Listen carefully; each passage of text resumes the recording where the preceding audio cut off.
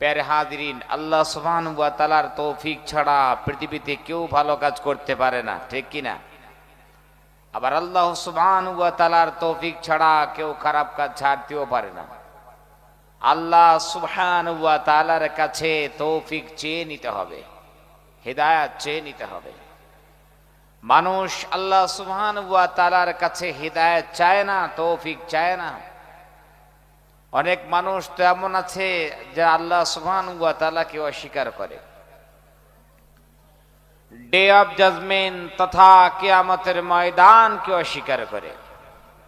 রাসূল, prophet, Messenger, বার্তাবাহক বিশ্বনবী জনাবি মুহাম্মদুর রাসূলুল্লাহ সাল্লাল্লাহু আলাইহি ওয়াসাল্লামকে অস্বীকার করে। হ্যাঁ, করতে পারো, আল্লাহকে অস্বীকার করতে পারো, ডে অফ জাজমেন্ট কি করতে পারো, রাসূলকে অস্বীকার করতে পারো, কিন্তু মওতকে অস্বীকার করতে পারবে না, ঠিক কিনা? পৃথিবীতে কেউ মওতকে অস্বীকার করতে পারবে না। এই ধরাধামে এসেছো আজীবন থাকার জন্য আসনি। ইউ মাস্ট রিটার্ন টু আল্লাহ। তুমি জেনে রেখে দাও, একদিন আল্লাহ সুবহানাহু ওয়া তাআলার কাছে তোমাকে ব্যাক হতে হবে, রিটার্ন হতে হবে।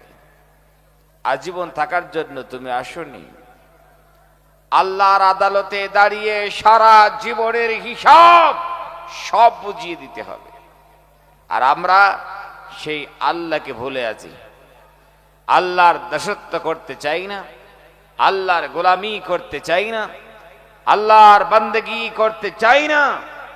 আমরা আল্লাহ সুবহানাহু ওয়া তাআলার ইবাদত, বান্দেগি, উপাসনা সবগুলো ছেড়ে দিয়ে এই দুনিয়ার মোহে পড়ে ছুটছি। আরো লাগবে, আরো লাগবে, অনেক হয়ে গেছে। একবার ভাবনার জগতে ভাবুন, কত লাগবে? হুজুর জানি না কত লাগবে, কিন্তু লাগবে আরো, আরো লাগবে। প্যারে হাজিরিন, যে দুনিয়ার মোহে পড়ে আমরা ছুটছি, আল্লাহর ইবাদত বাদ দিয়ে এই দুনিয়া থেকে বিদায় নেওয়ার সময় কপালে থাকলে তিনখানা কাপড় পাবো। কয়খানা? একটু আওয়াজ দিল ভালো হবে। কয়খানা? তিনখানা। আর নসিবে থাকলে 3.5 হাত মাটি পাবো। কয় হাত? 3.5 হাত। তাহলে তিনখানা কাপড় আর 3.5 হাত মাটি।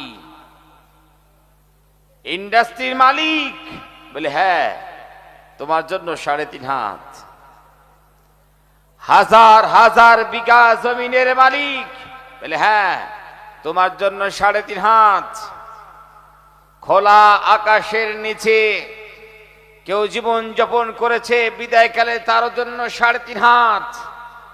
আর এই 3.5 হাত কোথায় পাবো? বলে, হুজুর আপনি জানেন না, কলকাতায় আমার জমি আছে, 1 কাঠা ওখানে নিয়েছি, সেখানে হবে না, অত আশা করেন না। মুম্বাইয়ে তো আমার 1 কাঠা আছে, থাকতে পারে, সেখানে আপনার কবর হবে না।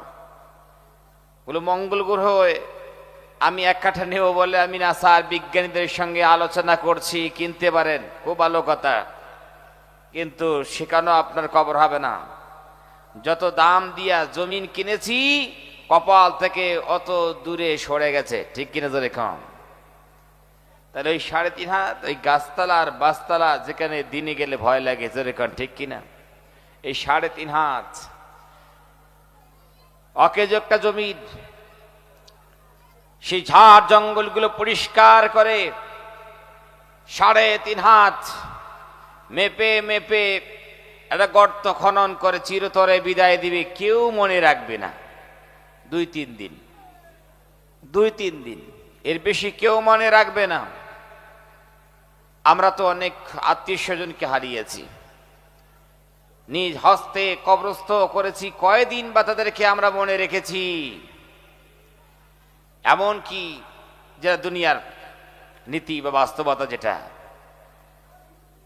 পিতামাতা দুনিয়ার থেকে বিদায় নিয়ে চলে গেল, দেখবেন যে সন্তানের ভিতর একটু মহব্বত থাকে, তো মায়া মহব্বত থাকে।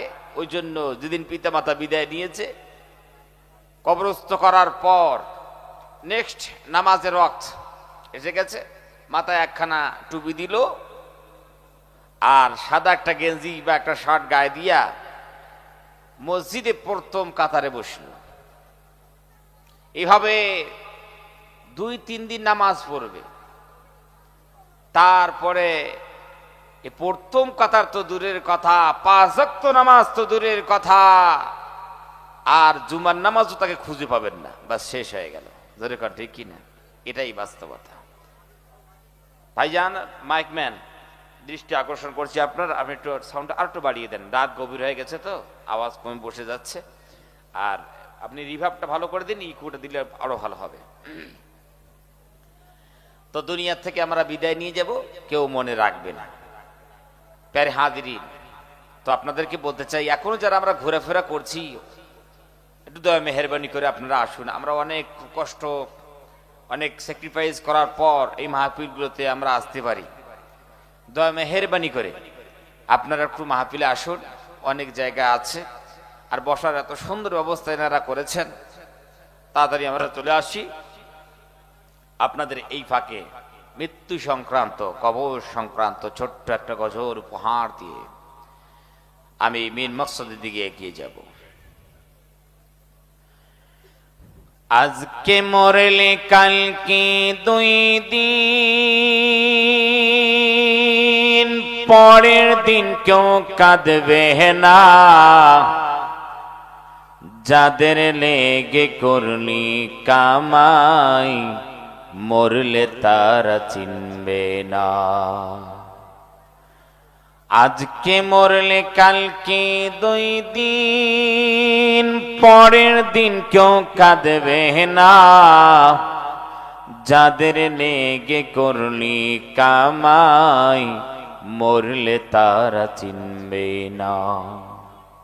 থাকতে সময় কর আমল, ঈমান কর খাঁটি। থাকতে সময় কর আমল, ঈমান কর খাঁটি। শেষ ঠিকানা তোমার আমার 3.5 হাত মাটি।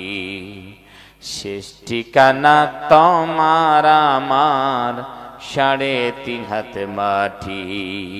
ঠিক কিনা জোরে কোন? আজকে মরলে কালকে 2 দিন, পরের দিন কেউ কাঁদবে না। আজকে মরলে কালকে 2 দিন, পরের দিন কেউ কাঁদবে না। যাদের লেগে করলি কামাই, মরলে তারা চিনবে না। যাদের লেগে করলি কামাই, মরলে তারা চিনবে না। থাকতে সময় কর আমল, ঈমান কর খাঁটি। থাকতে সময় কর আমল, ঈমান কর খাঁটি। শেষ ঠিকানা তোমার আমার 3.5 হাত মাটি। শেষ ঠিকানা তোমার আমার 3.5 হাত মাটি।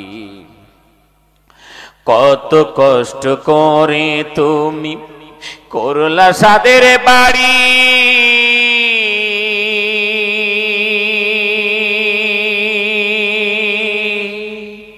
সেই বাড়িতে ঠাই হবে না, যাইতে হবে ছাড়ি। কত কষ্ট করে তুমি করলা সাদের বাড়ি।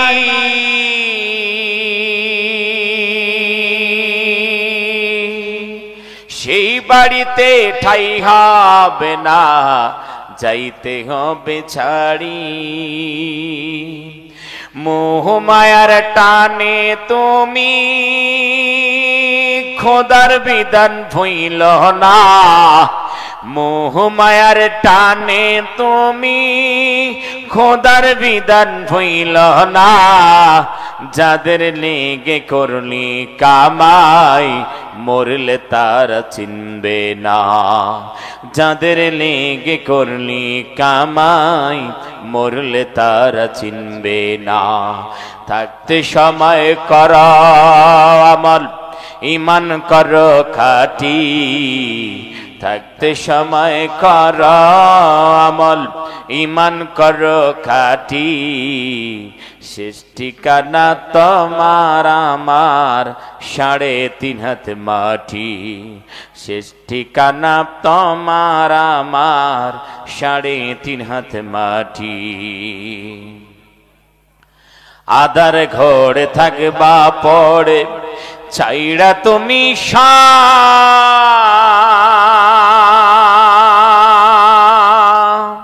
কেউ রবে না সঙ্গে তোমার সেদিন রবে আধার ঘরে থাকবা পড়ে চাইরা তুমি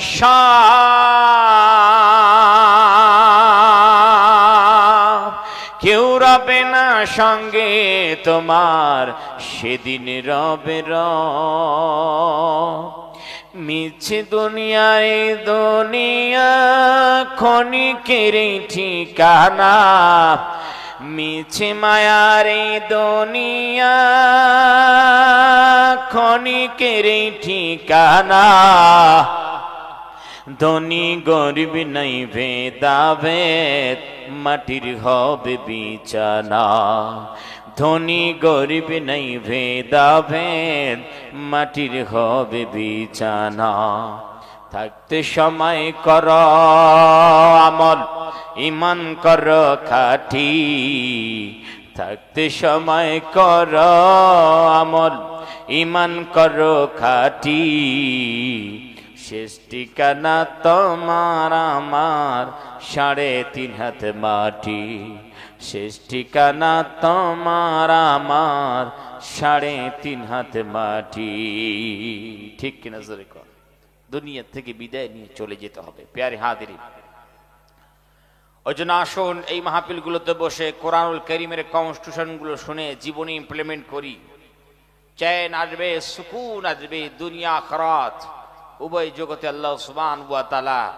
আমাদেরকে সফলতা দান করবেন জোরে কোন ঠিক কিনা যা হোক আপনারা অনেক স্যাক্রিফাইস করেছেন অনেক কুরবানি করেছেন এইজন্য আপনাদেরকে শুরুতেই আপনাদের দোয়া দিচ্ছি বা আপনাদের জন্য দোয়া করছি আল্লাহ সুবহানাহু ওয়া তাআলার কাছে আল্লাহ সুবহানাহু ওয়া তাআলা আপনাদের সবাইকে সুস্থতার সহিত নেঘায়া দারাজ করুন জোরে কোন আল্লাহুম্মা আমিন আপনাদের কাছে আমি অনেক আশা রাখছি আমি আশাবাদী যে আপনারা আখেরি মোনাজাত পর্যন্ত একটু সময় আমাকে ভিক্ষা দিবেন কি কোন আপনারা দিবেন ইনশাআল্লাহ আখেরি মোনাজাত পর্যন্ত থাকবেন একটু জোরে ইনশাআল্লাহ বললে খুশি হইতাম থাকবেন আলহামদুলিল্লাহ আলহামদুলিল্লাহ الحمد لله نحمده ونستعينه ونستغفره ونؤمن به ونتوكل عليه ونعوذ بالله من شرور أنفسنا ومن سيئات أعمالنا من يهده الله فلا مضل له ومن يضلله فلا هادي له ونشهد أن لا إله إلا الله وحده لا شريك له ونشهد أن سيدنا وحبيبنا وسندنا ومولانا محمدا عبده ورسوله الذي أرسله بالحق بشيرا ونذيرا وداعيا إلى الله بإذنه وسراجا وقمرا منيرا فقد قال الله تعالى في كلامه المجيد وفرقانه الحميد সবাই আমার সঙ্গে উচ্চ কণ্ঠে একটু পড়ুন أعوذ بالله من الشيطان الرجيم بسم الله الرحمن الرحيم إن الله وملائكته يصلون على النبي يا أيها الذين آمنوا صلوا عليه وسلموا تسليما اللهم صل على محمد وعلى آل محمد كما صليت على إبراهيم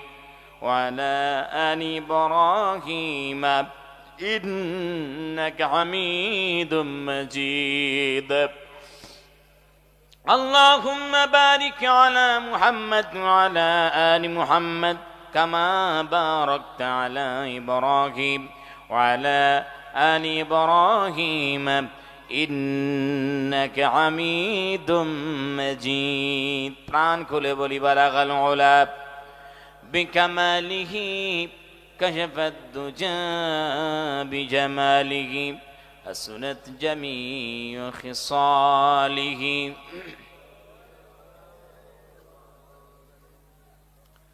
दुर्फिशानी ने तेरे कतूरों को दरिया कर दिया दिल को रोशन कर दिया आँखों को बीना कर दिया बलगल उला बिकमालिही कशफ الدجى بجماله حسنت جميع خصاله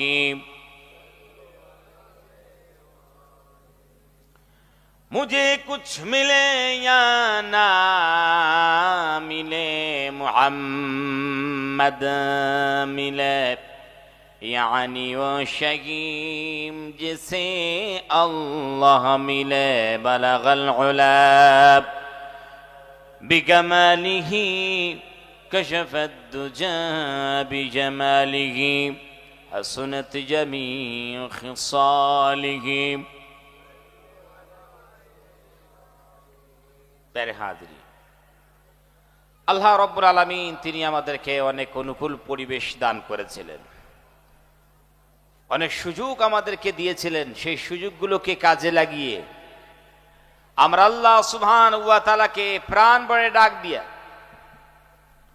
জীবনের সমস্ত গুনাহগুলো মাফ করে নিতে পারতাম কিন্তু আমরা শৈথল্য প্রদর্শন করেছি যার ফলশ্রুতিতে সেই সুযোগগুলো হাতছাড়া হয়ে গেছে আবার আল্লাহ সুবহানাহু ওয়া তাআলা তিনি আমাদেরকে অনুকূল পরিবেশ দান করেছেন এই সুযোগগুলো যদি কাজে লাগিয়ে আল্লাহকে আজকে প্রাণ ভরে ডাকতে পারি মায়াবী কণ্ঠে যদি ডাকতে পারি হয়তো পরে আল্লাহ সুবহানাহু ওয়া তাআলা আমাদের মায়াবী কণ্ঠে ডাক শুনে জীবনের সমস্ত গুনাহগুলো মাফ করে দিতে পারেন ঠিক কিনা জোরে কোন ভাইরা আমার পৃথিবীতে মনে করুন কোন সন্তান যদি মায়ের বেয়াদবি করে মায়ের নাফরমানি করে আর এখন সন্তান যদি মায়ের কাছে আসে মা রাগ করেছেন অভিমান করেছেন গুসা করে বসে আছেন এখন সন্তান মায়ের কাছে এসে জনম দুঃখনি মাকে মায়াবী কণ্ঠে ডাক দেয় মা ও মা জনম দুঃখনি মা সন্তানের মায়াবী কণ্ঠে ডাক শুনে সন্তানের সব বেয়াদবির কথাগুলো নিমিষের মধ্যে ভুলে গিয়ে সন্তানকে কোলে নিয়ে চুমু দিতে থাকে জোরে কোন ঠিক না তাহলে একজন মা যদি সন্তানের মায়াবী কণ্ঠে মা মা ডাক শুনে ওর অপরাধের কথা ভুলে যায় মাফ করে দেয় তা আমার আল্লাহ কি দিতে পারে না আল্লাহ সুবহানাহু ওয়া তাআলা দিতে পারেন আল্লাহ রাব্বুল আলামিন মারসিফুল নিতান্ত দয়াবান নিহায়াত রহম করনে वाला রব তিনি হচ্ছেন ফরগিভার মাফ করনে वाला জোরে কোন ঠিক কিনা প্যারে হাজিরিন একজন মা নিজের সন্তানকে যত ভালোবাসেন তার চাইতে কোটি কোটি গুণে আল্লাহ রাব্বুল আলামিন নিজের বান্দাকে ভালোবাসেন। জোরে কোন সুবহানাল্লাহ বিহামদিহি। আজ আল্লাহ সুবহানাহু ওয়া তাআলা আমাদেরকে সুযোগ দিয়েছেন, এই সুযোগটা কাজে লাগিয়ে আল্লাহকে আজকে প্রাণ ভরে সবাই মিলে ডাকবো। জবান কেউ বন্ধ রাখবো না, জবান ছেড়ে দিয়া মায়াবী কণ্ঠে আল্লাহকে ডাকবো, যেন আজকের ডাক শুনে রব্বুল আলামিন আমাদের জীবনের অপরাধগুলো, আমাদের গুনাহগুলো যেন মাফ করে দেন। প্রিয় হাজিরিন, ওই জন্য সবাই মিলে আমার সঙ্গে মায়াবী কণ্ঠে আল্লাহকে ডাকুন, আল্লাহ আল্লাহ, আওয়াজ দিয়া আল্লাহ আল্লাহ আল্লাহ আল্লাহ আল্লাহু আল্লাহ আল্লাহু আল্লাহ আল্লাহ আল্লাহ আল্লাহ আল্লাহ আল্লাহ আল্লাহ আল্লাহু আল্লাহ আল্লাহু আল্লাহ আল্লাহ আল্লাহ আল্লাহ আল্লাহ আল্লাহু আল্লাহ আল্লাহু আল্লাহ আল্লাহ আল্লাহ আল্লাহু আল্লাহ আল্লাহ আল্লাহ আল্লাহু আল্লাহ আল্লাহু আল্লাহ আল্লাহ আল্লাহ আল্লাহ আল্লাহ আল্লাহ আল্লাহু আল্লাহ আল্লাহু আল্লাহ আল্লাহ আল্লাহ লা ইলাহা ইল্লাল্লাহু মুহাম্মাদুর রাসূলুল্লাহ সাল্লাল্লাহু আলাইহি ওয়াসাল্লাম। হৃদয়ের গভীরতম প্রদেশে শ্রদ্ধা রসনের সমাসীন সুনামধন্য সভাপতি সাহেব, আমন্ত্রিত হাজরাত উলামায়ে কেরাম, নিষ্ঠাবান আয়োজক বৃন্দ, বিভিন্ন এলাকা থেকে ছুটে আসা ইসলাম প্রেমিক, কোরআন প্রেমিক, রসুল প্রেমিক, আমার সমবয়স্ক, বয়োজ্যেষ্ঠ, বয়কনিষ্ঠ, ইমানদার, দিনদার, পরেজগার, মুত্তাকিন ভাইয়েরা, সেরে তাজ মাতার মুকুট সমতুল্য শ্রদ্ধাভাজন মুরব্বী বাবারা, স্নেহের কচিকাচারা, জ্ঞান পেশু তালবে ইলম ছাত্র ভাইরা, পর্দার অন্তরে অবস্থানদাতা মা খাদিজাতুল কুবরা রাদিয়াল্লাহু তাআলা আনহার উত্তরসূরি, হযরত আয়েশা সিদ্দিকা রাদিয়াল্লাহু তাআলা আনহার উত্তরসূরি, হযরত ফাতিমা রাদিয়াল্লাহু তাআলা আনহার উত্তরসূরি, আমার পর্দানসীন মা ও বোনেরা, এই মাইকের আওয়াজ যতদূর পর্যন্ত পৌঁছাচ্ছে, জাতি দল বর্ণ নির্বিশেষে সবাইকে জানাই বুক ভরা ভালোবাসা, প্রাণ ভরা শুভকামনা।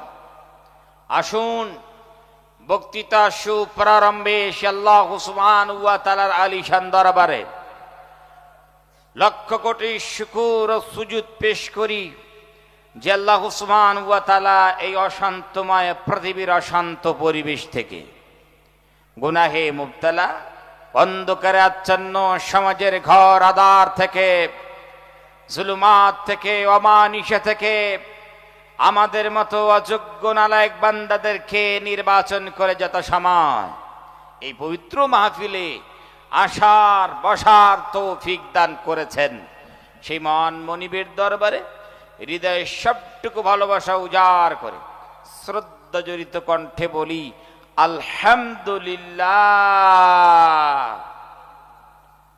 বিশ্ববিদাতার পরে যার স্থান, মাকামে মাহমুদ যাকে করা হয়েছে দান, বিশ্ব মানবতার যিনি হলেন প্রাণ সাক্ষী দেয় পবিত্র আল কোরআন, নবী কুলের শিরোমণি, উভয় জগতের কান্ডারি, সাম্প্রদায়িক সম্প্রীতির মান শিক্ষক, সত্যের পথ প্রদর্শক, তুমি চাঁদের চেয়ে সুন্দর, পুষ্পে চেয়ে মনোহর, কোরআনের পাতায় যার সুনাম, আমরা একটু মহব্বত করিয়া জোরে সোরে সম্মিলিত কণ্ঠে বলি সাল্লাল্লাহু আলাইহি ওয়াসাল্লাম। আর একটু আওয়াজ দিয়ে কই সাল্লাল্লাহু আলাইহি ওয়াসাল্লাম। মালিকুল মুলক, খালিকে কায়নাত, কোটি কোটি বাদশাহ, lakh lakh president, super power, এই বিস্তীর্ণ জমিন ও আসমানের মালিক, সূর্য চন্দ্র তারকারাজির মালিক, নদ নদী পাহাড় পর্বতের মালিক, মানব দানব পশু পাখির মালিক, আরশের মালিক, তিনি কে? জোরে কোন তিনি কি? এই এলাকায় মনে হয় আল্লাহ নামটা জোরে কইলে অসুবিধা আছে, থাক বলার দরকার নাই। তিনি কে? আলহামদুলিল্লাহ, আল্লাহ রাব্বুল আলামিন হুয়া আলা কুল্লি শাইইন কাদির। রব্বুল আলামিন তিনি হচ্ছেন অলমাইটি, সর্বশক্তিমান, ঠিক না? আল্লাহ সুবহানাহু ওয়া তাআলা মার্সিফুল, আল্লাহ সুবহানাহু ওয়া তাআলা তিনি ফরগিভার এন্ড ক্রিয়েটর, তিনি আমাদেরকে সৃজন করেছেন। প্যারে হাজিরিন, আপনারা বলুন তো, যে হারে আমরা গুনাহ করেছি, পাপাচার করেছি, অপরাধ করেছি, যদি এই গুনার কথা, পাপের কথা যদি আমাদের পিতামাতা জানতো, গলা ধাক্কা দিয়ে ঘর থেকে বার করতে, জোরে কর ঠিক না? গ্রামবাসী জানলে পরে গ্রামে ঢুকতে দিত না, আত্মীয় স্বজন যদি জানতো জীবনে পরিচয় দিত না। কিন্তু আল্লাহ মনে হয় এগুলো জানেন না। কি করে আপনারা? হ্যাঁ, সব কিছু জানেন। আলিমুল গায়ব ওয়াশ শাহাদা, আল্লাহ রাব্বুল আলামিন সব কিছু জানেন। আল্লাহ সুবহানাহু ওয়া তাআলা তিনি মায়া মহব্বত করিয়া সব গুনাহগুলো আমাদের ডেকে দিয়া তিনি অযাচিত ভাবে নিয়ামত দিয়ে আমাদেরকে জিয়ে রেখেছেন। জোরে কোন ঠিক কিনা? কিসের কারণে? যেহেতু আল্লাহ রাব্বুল আলামিন তিনি রহমান, তিনি রহিম, মার্সিফুল, নিতান্ত দয়াবান, নিহায়াত রহম করনে ওয়ালা। জোরে কোন ঠিক না? ওই জন্য প্যারে হাজিরিন, এই আল্লাহ আমাদেরকে সৃজন করেছেন, তিনি আমাদেরকে ক্রিয়েট করেছেন। ওই জন্য এক আল্লাহর উপর বিশ্বাস রেখে, আস্থা রেখে যদি আমরা জীবন যাপন করতে পারি, দুনিয়া আখিরাত উভয় জগতে সফলতা দিবেন কে? আবার ভুলে গেলেন কে? আল্লাহ সুবহানাহু ওয়া তাআলা। প্যারে হাজিরিন, এই কথা বলা যাবে না, দেয়ার ইজ নো গড, এ কথা বলা যাবে না। একজন গড আছেন, একজন প্রভু আছেন, একজন মাবুদ আছেন, এ কথার উপর বিশ্বাস স্থাপন করতে হবে। জোরে কর ঠিক কিনা? সেই আল্লাহ এই ধরাধামে আমাদেরকে পাঠাইলেন কোন রূপে? ইনসান রূপে। আল্লাহ সুবহানাহু ওয়া তাআলা মায়া করে মহব্বত করিয়া আমাদেরকে দুনিয়ার বুকে পাঠাইলেন ইনসান রূপে। কোন রূপে? জোরে কোন? মানুষ বানাইয়া দুনিয়াতে পাঠাইলেন। আল্লাহ রাব্বুল আলামিন তিনি মানুষকে অনেক মহব্বত করেন, অনেক ভালোবাসেন। এই যে জমিন আসমান, এত বিস্তৃত জমিন ও আসমান, এই যে আমরা দেখতে পারি, রব্বুল আলামিন কিন্তু কোন শব্দ দিয়ে তৈরি করেছেন? কি শব্দ দিয়ে? জোরে কোন? পাহাড় পর্বত কোন দিয়ে বানাইলেন? হাওয়া বাতাস কোন দিয়ে বানাইলেন? নদ নদী কোন দিয়ে বানাইলেন?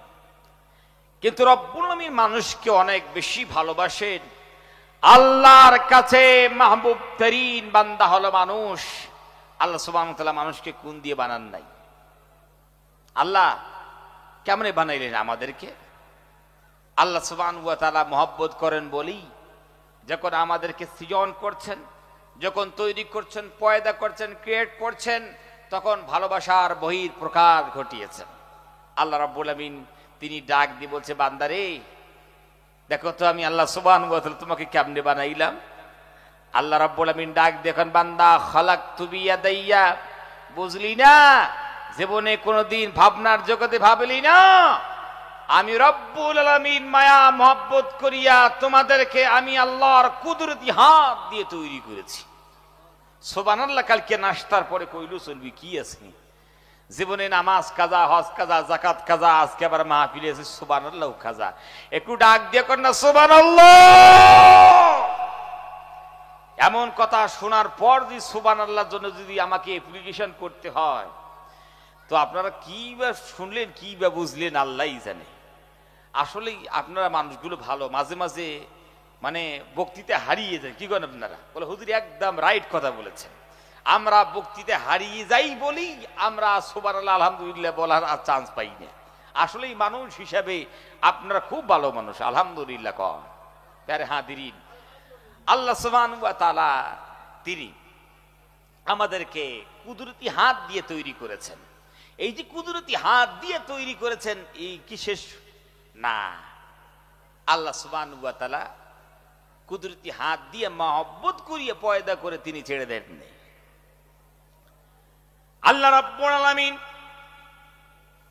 বান্দাদেরকে দৃষ্টি আকর্ষণ করে তিনি বলেন, ওয়ালাকাদ কাররামনা বানি আদম, আমি রব্বুল আলামিন মানুষকে মায়া মহব্বত করিয়া হাত দিয়ে তৈরি করে ক্ষান্ত কই নাই। আমি রব্বুল আলামিন মানুষের ইজ্জত বাড়িয়ে দিলাম, সম্মান বাড়িয়ে দিয়েছি।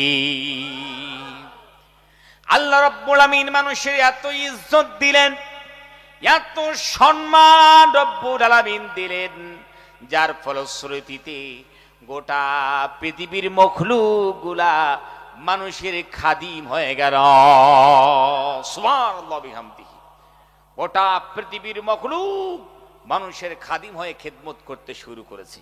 ভাইরা আমার, এই মস্ত বড় হাতি, এত বড় দেহ নিয়া, এত শক্তি নিয়া, তারপরেও খেদমত করে কার? জোরে কন। এটা আওয়াজ দিলে কিন্তু ভালো হইবে। ভাই রাত গভীর হয়ে গেছে তো, 12টার পর এমনি বক্তারও 12টা বাজে, শ্রোতারও 12টা বাজে। প্যারে হাদিরিন, একদিন আপনারা স্যাক্রিফাইস করে আপনারা শুনলেন, আমাদের প্রতিদিনই তো আমাদেরকে বয়ান করতে হয়। তো এই যদি রাত গভীর হয়ে গেছে, আপনারা যদি একটু আওয়াজ না দেন, আমাদের মুখে এমনিই জড়তা আসবে, ভালো লাগবে না। তো যা হোক, আল্লাহ সুবহানাহু ওয়া তাআলার কাছে মানুষের দাম বেশি। তো এত বড় দেহ নিয়া, এত বড় শক্তি, এত বেশি শক্তি নিয়া হাতিগুলো কিন্তু মানুষের খেদমত করে। জোরে কন ঠিক কিনা? ভাইরা আমার, যদি হাতি একটু মজাক করে, একটু যদি গালে একটা থাপড় মারে ছুট দিয়ে, জোরে কন, আর দাঁত খুঁজি পাওয়া যাইবে? আওয়াজ দেন, যাইবে? আর এই হাতি যদি একটু ইরাদা করে, ইচ্ছাকৃত যদি একটা গালে থাপড় মারে, দাঁত তো দূরের কথা, হুশ পর্যন্ত খুঁজে পাওয়া যাবে না। জোরে কন ঠিক কিনা? তো এত বড় দেহ দিয়া, এত শক্তি থাকার পরও মানুষের খেদমত করে। প্যারে হাজিরিন, আপনারা ভালো করে জেনে রেখে দিন, আল্লাহর কাছে শক্তির দাম নাই। জোরে কন ঠিক না? আল্লাহর কাছে পাওয়ারের কোনো দাম নাই, আল্লাহর কাছে সৌন্দর্যতার কোনো দাম নাই, সূরতের কোনো দাম নাই, আল্লাহ রাব্বুল আলামিনের কাছে পাওয়ারের কোনো দাম নাই। আল্লাহর কাছে দাম হলো মর্যাদার। জোরে কন ঠিক কিনা? সম্মানের। তো আল্লাহ রাব্বুল আলামিন যেই মনুষ্যত্ব দিয়ে আমাদেরকে দুনিয়াতে পাঠাইলেন, আল্লাহ রাব্বুল আলামিন যেই শ্রেষ্ঠত্ব আমাদেরকে দিয়া পাঠাইলেন, আমাদের ভিতর যে কোয়ালিটি রেখেছেন, শরফিয়াত রেখেছেন, শ্রেষ্ঠত্ব রেখেছেন, মনুষ্যত্ব রেখেছেন, সত্যিকারে যদি এই শ্রেষ্ঠত্ব, মনুষ্যত্ব, এই শরফিয়াত, এই কোয়ালিটি যদি আমরা হেফাজত করে কবর পর্যন্ত যাইতে পারি, আল্লাহর কাছে আমরা কিয়ামতের ময়দানে মাহবুব তরিন বান্দা হয়ে থাকতে পারবো। জোরে কন ঠিক কিনা? আর যদি দুনিয়ার মুহে পড়ে, মানুষের জমিনের আল ঠেলাঠেলি করে, মানুষের মারাত্মসাৎ করে, ওজনে কম বেশি দিয়া অমুক তমুক করে, পাপাচার করে, যদি মনুষ্যত্বকে হারিয়ে ফেলি, যদি শ্রেষ্ঠত্বকে হারিয়ে ফেলি, শরফিয়াতকে যদি হারিয়ে ফেলি, আল্লাহর কসম, আল্লাহর কসম, আল্লাহর কসম, আল্লাহর কাছে আমাদের চেয়ে একটা কুকুরের দাম বেশি হয়ে যাবে। জোরে কর ঠিক কিনা? দাম আর থাকবে না। দেখো, আর দাম থাকবে না যদি আমরা নিজের ভিতর থেকে মনুষ্যত্ব হারাই, যদি আমরা কোয়ালিটি হারিয়ে ফেলি, শরফিয়াত যদি হারিয়ে ফেলি, আল্লাহর কাছে আমাদের কোনো দাম থাকবে না। তাহলে কি করতে হবে? আল্লাহ সুবহানাহু ওয়া তাআলার যে মনুষ্যত্ব আমাদেরকে দিলেন, আল্লাহ সুবহানাহু ওয়া তাআলা যে আমাদের ভিতর কোয়ালিটি দিয়েছেন, এই কোয়ালিটি, শরফিয়াত, মনুষ্যত্ব, এগুলো আমাদেরকে হেফাজত করে চলতে হবে। জোরে কন ঠিক কিনা? যেন কোনো পাপাচারে, যেন কোনো নিকৃষ্ট কাজ করে, খারাপ কাজ করে, যেন সেগুলোকে আমরা নষ্ট না করি। ঠিক না? জোরে কন। ভাইরা আমার, তো আল্লাহ রাব্বুল আলামিন তিনি আমাদেরকে শরফিয়াত দিলেন, তিনি শ্রেষ্ঠত্ব দান করেছেন। এখন আমাদেরকে সেগুলো বজায় রাখতে হবে আর আল্লাহ রাব্বুল আলামিনকে থ্যাঙ্কস জানাতে হবে, জোরে কোন ঠিক কিনা? প্যারে হাজিরিন, আল্লাহর শুকরিয়া আদায় করতে হবে। আমরা মানুষ, আমরা আল্লাহ সুবহানাহু ওয়া তাআলার শুকরিয়া আদায় করতে চাই না, জোরে কোন ঠিক না? ওই জন্য আল্লাহ সুবহানাহু ওয়া তাআলা ডাক দিয়ে জিজ্ঞেস করে বান্দারে, ফাবি আই আলাই রাব্বিকুমা তুকাযযিবান। আল্লাহু আকবার। রব্বুল আমিন ডাক দিয়ে কয়, বান্দারে এত নিয়ামত খাও, এত নিয়ামত আমার পক্ষ থেকে তোমরা পাও, ফাবি আই আলাই রাব্বিকুমা তুকাযযিবান। বলো তো সারা জীবন কোন কোন নিয়ামত গুলার তোমরা অস্বীকার করবে আর নাফরমানি করবে? সারা জীবন কি নাফরমানি করবে? কোন কোন নিয়ামত তোমরা নাশুকরিয়া করবে বলো? ভাইরা আমার, রাস্তা দিয়া যায়, একজন মানুষ ডাক দিয়ে কয়, ভাইজান মোটরসাইকেলের স্ট্যান্ডটা তুলুন। আমরা মোটরসাইকেলের নিচের দিকে তাকিয়ে দেখি সর্বনাশ, মোটরসাইকেলের স্ট্যান্ড তুলি নাই, সাইকেলের স্ট্যান্ড তুলি নাই। এখন মোটরসাইকেল বা সাইকেলের স্ট্যান্ড তুলি দিয়া ওই লোকটার দৃষ্টি আকর্ষণ করে বলি, দাদা থ্যাংক ইউ, ধন্যবাদ জানাই আপনাকে। কই কি কই নজরে কন? ভাই কি ব্যাপার, এত উচ্চ কণ্ঠে আপনি ওই মানুষটাকে থ্যাঙ্কস জানাইলেন? বলে, ভাই জানেন না, আগত বিপদ থেকে আমাকে বাঁচাইল। খুব ভালো কথা। আমি এখানে কোনো ইন্টারফেয়ার করার জন্য আসিনি। আমি বলতে চাই, এই যে আগত বিপদ থেকে বাঁচাইলো, প্যারে হাজিরিন, মানুষ মানুষের শুকরিয়া আদায় করবে, এটা কিন্তু মানুষের ভিতর খুব ভালো গুণ, ঠিক না? শুকরিয়া আদায় করার জন্য 1 কেজি একখানা কলিজা লাগবে, যেরকম ঠিক কিনা? ছোট কলিজা দিয়ে জীবনে মানুষের শুকরিয়া আদায় করা যাবে না, ঠিক কিনা? মানুষের শুকরিয়া আদায় করতে গেলে ভিতরে কলিজা দরকার, ঠিক না ভাই আমার? ব্রড মাইন্ড হতে হবে, সফট মাইন্ড, ব্রড মাইন্ড ওয়ালা। ন্যারো মাইন্ড ওয়ালা জীবনে মানুষের শুকরিয়া আদায় করতে পারবে কি? জীবনে পারবে না। ভাইরা আমার, এই যে আপদ বিপদ থেকে আপনাকে বাঁচাইলো, 50-50 হইতে পারতো, নাও হইতে পারতো, তার জন্য কাল বিলম্ব না করে তাকে থ্যাঙ্কস জানাইলাম, খুব ভালো কথা। কিন্তু যেই আল্লাহ অযাচিত ভাবে এত নিয়ামত দিলেন, এত অনুগ্রহ করলেন, এত এহসান তিনি করলেন, আর করে তিনি যাচ্ছেন, প্রতিনিয়ত কত আপদ বিপদ মুসিবত থেকে তিনি বাঁচাচ্ছেন, সেই আল্লাহ সুবহানাহু ওয়া তাআলাকে কি কখন সিজদা অবনত চিত্তে আমরা বলতে পেরেছি আল্লাহ থ্যাংক ইউ? জীবনে বলার মতো সুযোগ পাইলাম না, আর করলাম না। ইনসান না শুকর হো, না শুকর হো, আল্লাহ শুকরিয়া আদায় করতে জানো না? ভারামা আল্লাহ রাব্বুল আমিন এখন ডাক দিয়ে কয়, বান্দারে এত নিয়ামত খাও, তোমরা জানো কত নিয়ামত তোমার পেয়েছো আমার পক্ষ থেকে? রব্বুল আলামিন মানুষের দৃষ্টি আকর্ষণ করে সুন্দর করে ডাক দিয়ে কয়, বান্দারে ওয়াইন তাউদ্দু নি'মাতাল্লাহি লা তুহসুহা। আল্লাহু আকবার। আল্লাহ রাব্বুল আমিন বলে, বান্দারে আমার পক্ষ থেকে তোমরা যে কত নিয়ামত পাও, বান্দারে আমি রব্বুল আলামিন এত নিয়ামত দান করেছি, এত অনুগ্রহ করলাম, এত এহসান করেছি বান্দারে। এখন যদি তুমি সেই নিয়ামতগুলো গণনা করতে চাও, সমান যদি করতে চাও, বান্দা কাউন্ট যদি করতে চাও, বান্দারে তা লাগবে একখানা কলম, না কলমের ভিতর কালি। বান্দারে তুমি ওই নিয়ামতগুলো কাউন্ট করতে শুরু করবে, লিখতে শুরু করবে। বান্দারে লিখতে লিখতে তোমার কলমের কালি শেষ হয়ে যাবে। এই কলমের কালি শেষ হয়ে গেল বলে তুমি যদি সাগরের পানিগুলো যদি কালি বানাও, সাগরের পানিগুলো পর্যন্ত শেষ হয়ে যাবে, তোমার কলম শেষ হয়ে যাবে, পৃথিবীর সমস্ত বৃক্ষরাজি শেষ হয়ে যাবে। বান্দারে আবার লিখবি, লিখতে সব শেষ করে ফেলবি বান্দা, তারপরেও লা তুসুহা, আমার প্রদত্ত নিয়ামত লিখে তোমরা শেষ করতে পারবে না। আল্লাহু আকবার কর। তাহলে নিয়ামত খাই কার? জোরে কোন, আওয়াজ দেন না কার?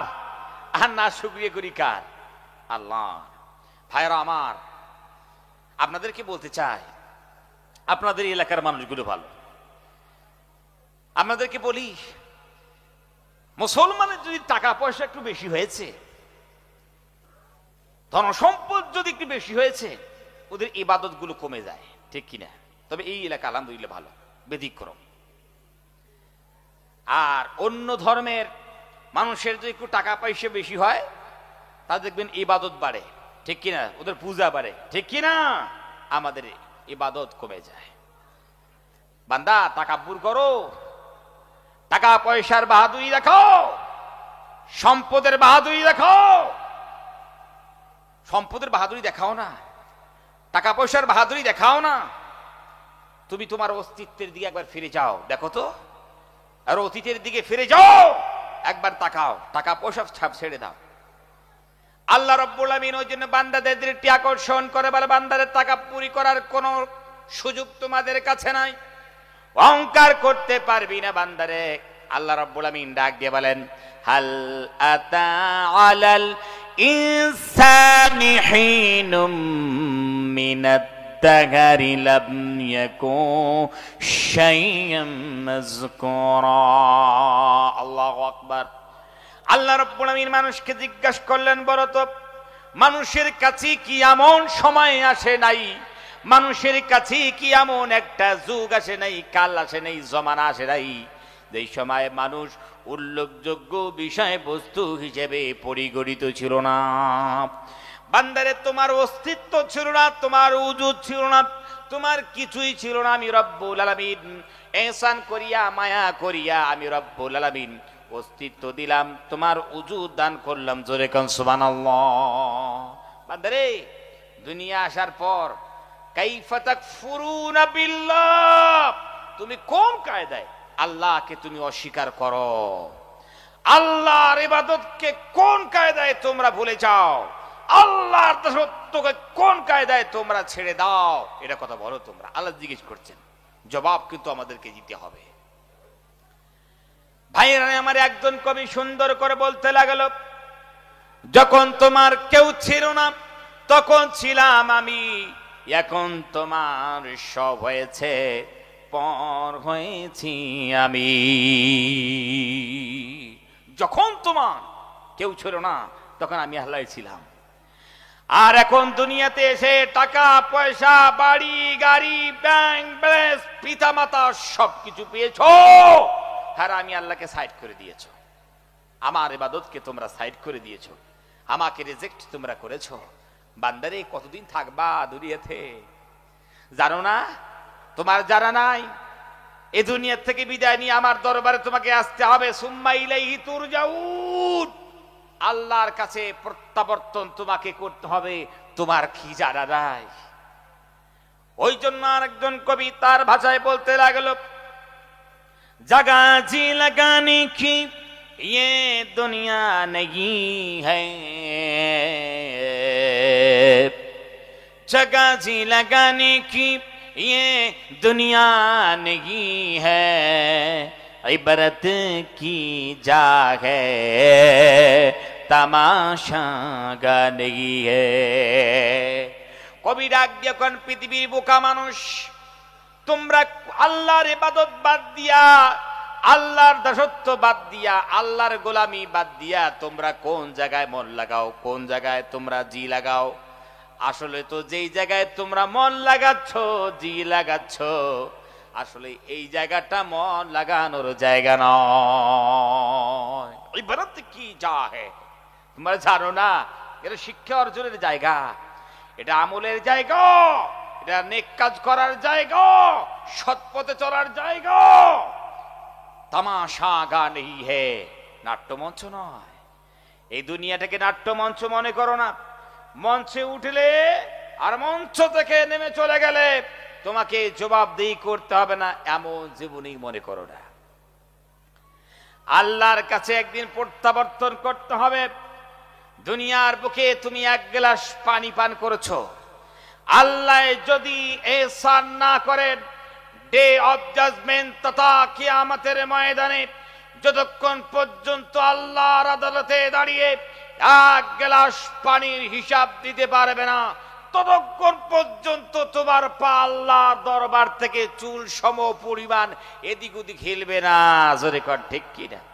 আজ এই কথাগুলো আমাদের বোধগম্য হয় না, বুঝেই আসে না, আমরা মানতে চাই না।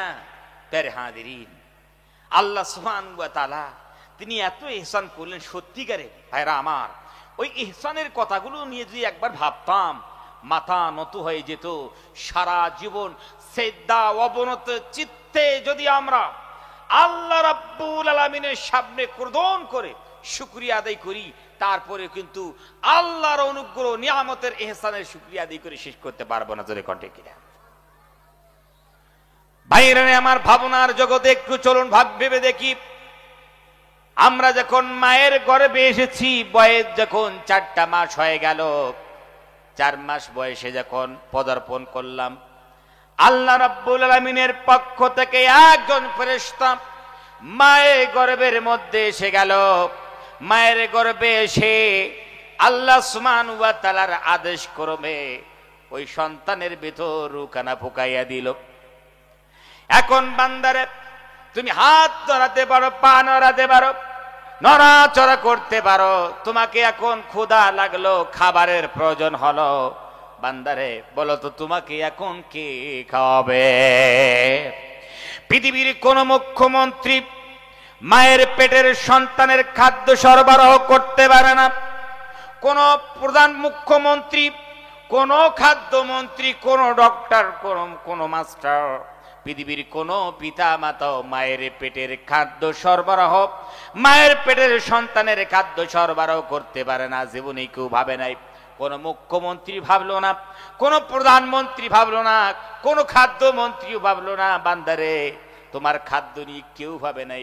আমি রব্বুল আমিন এমন তোমার রব, বান্দা তোমাকে মায়ের পেটে বসে বসে ক্ষুধা লেগেছে, খাবারের প্রয়োজন হয়েছে, আমি রব্বুল আমিন কেমনে তোমাকে খাওয়ালাম? মায়ের একখানা পাইপ তোমার নাভির সঙ্গে সেট করে দিলাম। বান্দারে এই পাইপ সেট করে দিয়া ওই মায়ের নাপাক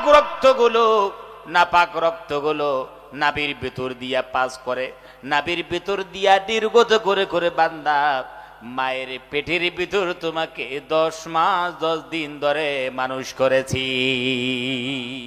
আমাকে মানবি না?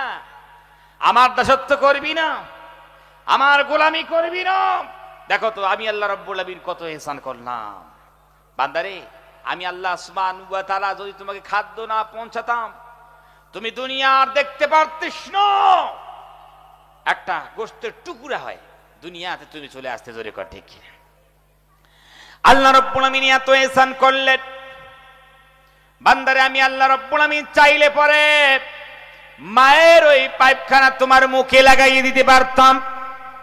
এটা খুব সহজ ছিল, কিন্তু আমি রব্বুল আমিন লাগাইলাম না। আমার কচি বান্দা, তাকে ক্ষুধা লেগেছে, খাবার প্রয়োজন হয়েছে, আমি রব্বুল আমিন নাভির সঙ্গে সেট করে দিয়েছি। মুখে লাগাইলে পরে আমার কচি বান্দা, ছোট বান্দার মুখখানা নাপাক হয়ে যেত। তাই বলে আমি রব্বুল আমিন অসম্ভবকে সম্ভব করে দিয়ে নাভির সঙ্গে সেট করে দিলাম। সেট করে দিয়া নাপাক রক্তগুলো নির্গত করে করে বান্দারে তোমার ক্ষুধা নিবারণ করে দিলাম। আর তোমার মুখখানা পবিত্র রাখলাম, যাতে করে বান্দা দুনিয়া আসার পর আমার বানানো পবিত্র মুখ দিয়া পবিত্র জিকির আজকার করতে পারো। সুবহানাল্লাহ বিহামদি। কিন্তু আমরা আল্লাহর বান্দা, দুনিয়া আসার পর আল্লাহর বানানো পবিত্র মুখখানা কত মিথ্যা কথা বলে, এই মুখ দিয়ে মানুষকে কত ধোকা দিয়া, এই মুখ দিয়া কত শব্দ বোমা মেরে মানুষের কলিজা আঘাত পৌঁছে এই আল্লাহর বানানো পবিত্র মুখখানা আমরা নাপাক করে দিয়েছি। জোরে কর ঠিক কি না? কত গুনাহ করলাম মুখ দিয়ে, কত মানুষকে গালিগালাজ দিয়েছি, কত অপরাধ করেছি। প্যারে হাজিরিন, এগুলো থাক, ওগুলো তো আসেই। এখন দুনিয়াতে বিড়ি, সিগারেট, মদ্যপান করে করেও আমরা নিজের মুখখানা নাপাক করে দিচ্ছি। জোরে কর ঠিক কিনা? মুসলিম সোসাইটির যুবকরা এখন আবার লাল পানি খায়, ঠিক কিনা ভাই? মদ্যপান করে। আপনাদের এলাকার আলহামদুলিল্লাহ খুব ভালো। প্যারে হাজিরিন, লাল পানি পান করে, মদ্যপান করে। মুসলিম সোসাইটির যুবকরা যে হারে মদ্যপান করছে, মদের দোকানদার কয়, হুজুর কি ব্যাপার, আপনাদের ধর্মে আমরা শুনেছি নাকি মদ হারাম, কিন্তু হালাল করে দিয়েছেন নাকি? যে হারে মদ খায়, যে হারে যুবকরা মদ খায়, ভাইরা আমার, মুসলিম সোসাইটির যুবকরা শেষ হয়ে গেল। মদ খাইতে খাইতে শেষ হয়ে গেল, লাল পানি খাইতে খাইতে ভবিষ্যৎ অন্ধকার। যুবকরা আমরা যে কোন কায়দার মানুষ হইলাম আল্লাহ জানে। ভাইরা আমার, যেগুলি আল্লাহ রাব্বুল আমিন নিষেধ করলেন আমরা সেই দিকে অগ্রসর নেই, সেই দিকে দৌড়াই। ঠিক কি রেখা? আল্লাহ রাব্বুল আমিন আমাদের জন্য মদ হারাম করেছেন, আমরা মদ দিয়ে ব্রেকফাস্ট করা শুরু করে দিয়েছি। যেরকম ঠিক কিনা? আল্লাহ রাব্বুল আলামিন আমাদের জন্য লটারি হারাম করেছেন। ওই সর্বনাশ, লটারির টিকিট না কাটলে ঘুমিয়ে আসে না। ঠিক কিনা? যেরকম এই এলাকায় আলহামদুলিল্লাহ লটারি ফটারি কেউ কাটে না, একটা ভালো এলাকা। কি করে আপনারা কাটে নাকি? হ্যাঁ, লটারি জানেন আপনার? লটারির টিকিট জানেন? ওই সর্বনাশ দেখেন, 50 টাকায় 100 টাকায় 1 কোটি। হা হা, কি স্বপ্ন রে, আল্লাহ জানে। এই যুবকরা সারাদিন ধরে কোন কারখানায়, কোন মাঠে, কোন বিল্ডিং এ কাজ করার পর 400-500 টাকা রোজগার করে বাজারে যাইবি। আল্লাহ রাব্বুল আমিন লটারি হারাম করেছেন, এখন আমরা লটারির বাজার খুলে দিয়েছি। ওখানে যাওয়ার পর একখানা লটারি এরকম টাকার মতো বান্ডিল থেকে একখানা লটারির বান্ডিল নিয়ে দিয়ে চুমু দিবে, এরকম করে চুমু দিবে। দেওয়ার পর বলবে বিসমিল্লাহির রহমানির রহিম। আল্লাহ, এইবার দেখিস একটু। ঠিক কিনা? তোরে কন, এবার দেখিস একটু, ভাগ্যটা খুলে দেশ। আল্লাহর ফেরেশতা কয়, তুই আগে কবর আয় বেটা, তুই কি এমনি লটারির টিকিট কাটছিস আবার বিসমিল্লাহ কইছিস, এবার দেখবি তুই। তোর লটারির টিকিট কাটাটা বার করে তুই কবরে শুধু আয়। এক তো লটারির টিকিট কাটলি, আবার চুমু দিয়ে বিসমিল্লাহ বললি, কি অপরাধটা করলি, কি ভুল করলি তুই? ভাইরা আমার, আপনাদেরকে বলতে চাই, হারাম যেগুলো সেগুলো করতে আমরা এত যে ফুর্তি আনন্দ পাই পৃথিবীতে। আপনাদেরকে বলি, যত মখলুক আছে আল্লাহ রাব্বুল আমিন ওদেরকে যেভাবে তৈরি করেছেন, যেই রুলস দিয়া তৈরি করেছেন, সব ওই মখলুকগুলো সেই রুলস মেনে চলে। জোরে কোন ঠিক কিনা? আপনাদেরকে বলি, শুন ভাই, আমরা জীবনে জীবনে কোনোদিন কোন গরুকে গোশত খাইতে আপনারা দেখেছেন? আর আওয়াজ দেন না কেন? গোশত খাইতে দেখেছেন? একটা গরু একদিন 2-1খানা গোশত খাচ্ছে, দেখাতে পারবেন আপনারা? দেখো, দেখাতে পারবেন না। কোন বাঘ জীবনে ঘাস খাইছে আপনি দেখাতে পারবেন? বলে, হুজুর আমার বাঘ তো কোথায় পাই না। আপনার কমস কম তো টেলিভিশন বা আপনারা সোশ্যাল মিডিয়ায় দেখেন, দেখেন তো কোনো বাঘ ঘাস খায় নাকি? ভাইরা আমার, গরুর জন্য আল্লাহ সুবহানাহু ওয়া তাআলা ঘাস নির্ধারণ করেছেন, গরু সারা জীবনই ঘাস খায়। ঠিক না? ভুল করে কোনোদিন যদি গোশত তো দূরের কথা, একটা জায়গায় মাংস রান্না করে মাংস খাওয়ার পর একটু সামান্য ধোয়া পরিষ্কার করে আপনি দিয়েছেন, ভালো করে পরিষ্কার করেন নাই, পানি দিয়েছেন, ওই বর্তনে, ওই বাসনে জীবনে ওই হাড়িতে পানি খাবে না। জোরে কর ঠিক কিনা? ঠিক না? ট্রাই করে দেখবেন একটু, শুধু গরু পুষলি হবে না, মাঝে মাঝে ট্রাইও করে। এই যে বাঘ, ও জীবনে কোনোদিন সে ঘাস খায় না। আল্লাহ সুবহানাহু ওয়া তাআলা ওর জন্য গোশত নির্ধারণ করেছেন। আমরা তো সপ্তাহে একদিন, ও প্রতিনিয়ত দিনে জয়বাদ চায়, আল্লাহ রাব্বুল আমিন তয়বারে তাকে গোশত দান করেন। ঠিক কিনা? আল্লাহর কাছে তাওয়াক্কুল করে আছে, আর আল্লাহর গণ্ডির এদিক ওদিক করে না, হাত তাজাউজ করে না। প্যারে হাদিরি, আর আমরা মানুষ, সবচাইতে সুন্দর মানুষ, শ্রেষ্ঠত্ব আল্লাহ আমাদেরকে দিলেন, আমরা শ্রেষ্ঠ, সৃষ্টির সেরা। আর আল্লাহ বলে, বান্দারে মদ খাবি না, মদ খাওয়া চালু করলাম, সুদ খাবি না, ও ছাড়লাম না, ঘুষ, সর্বনাশ, এগুলো করে করে আল্লাহ সুবহানাহু ওয়া তাআলাকে আমরা গুসা করে দিয়েছি। জোরে কোন ঠিক কিনা? করি নাই? করে দেই নাই?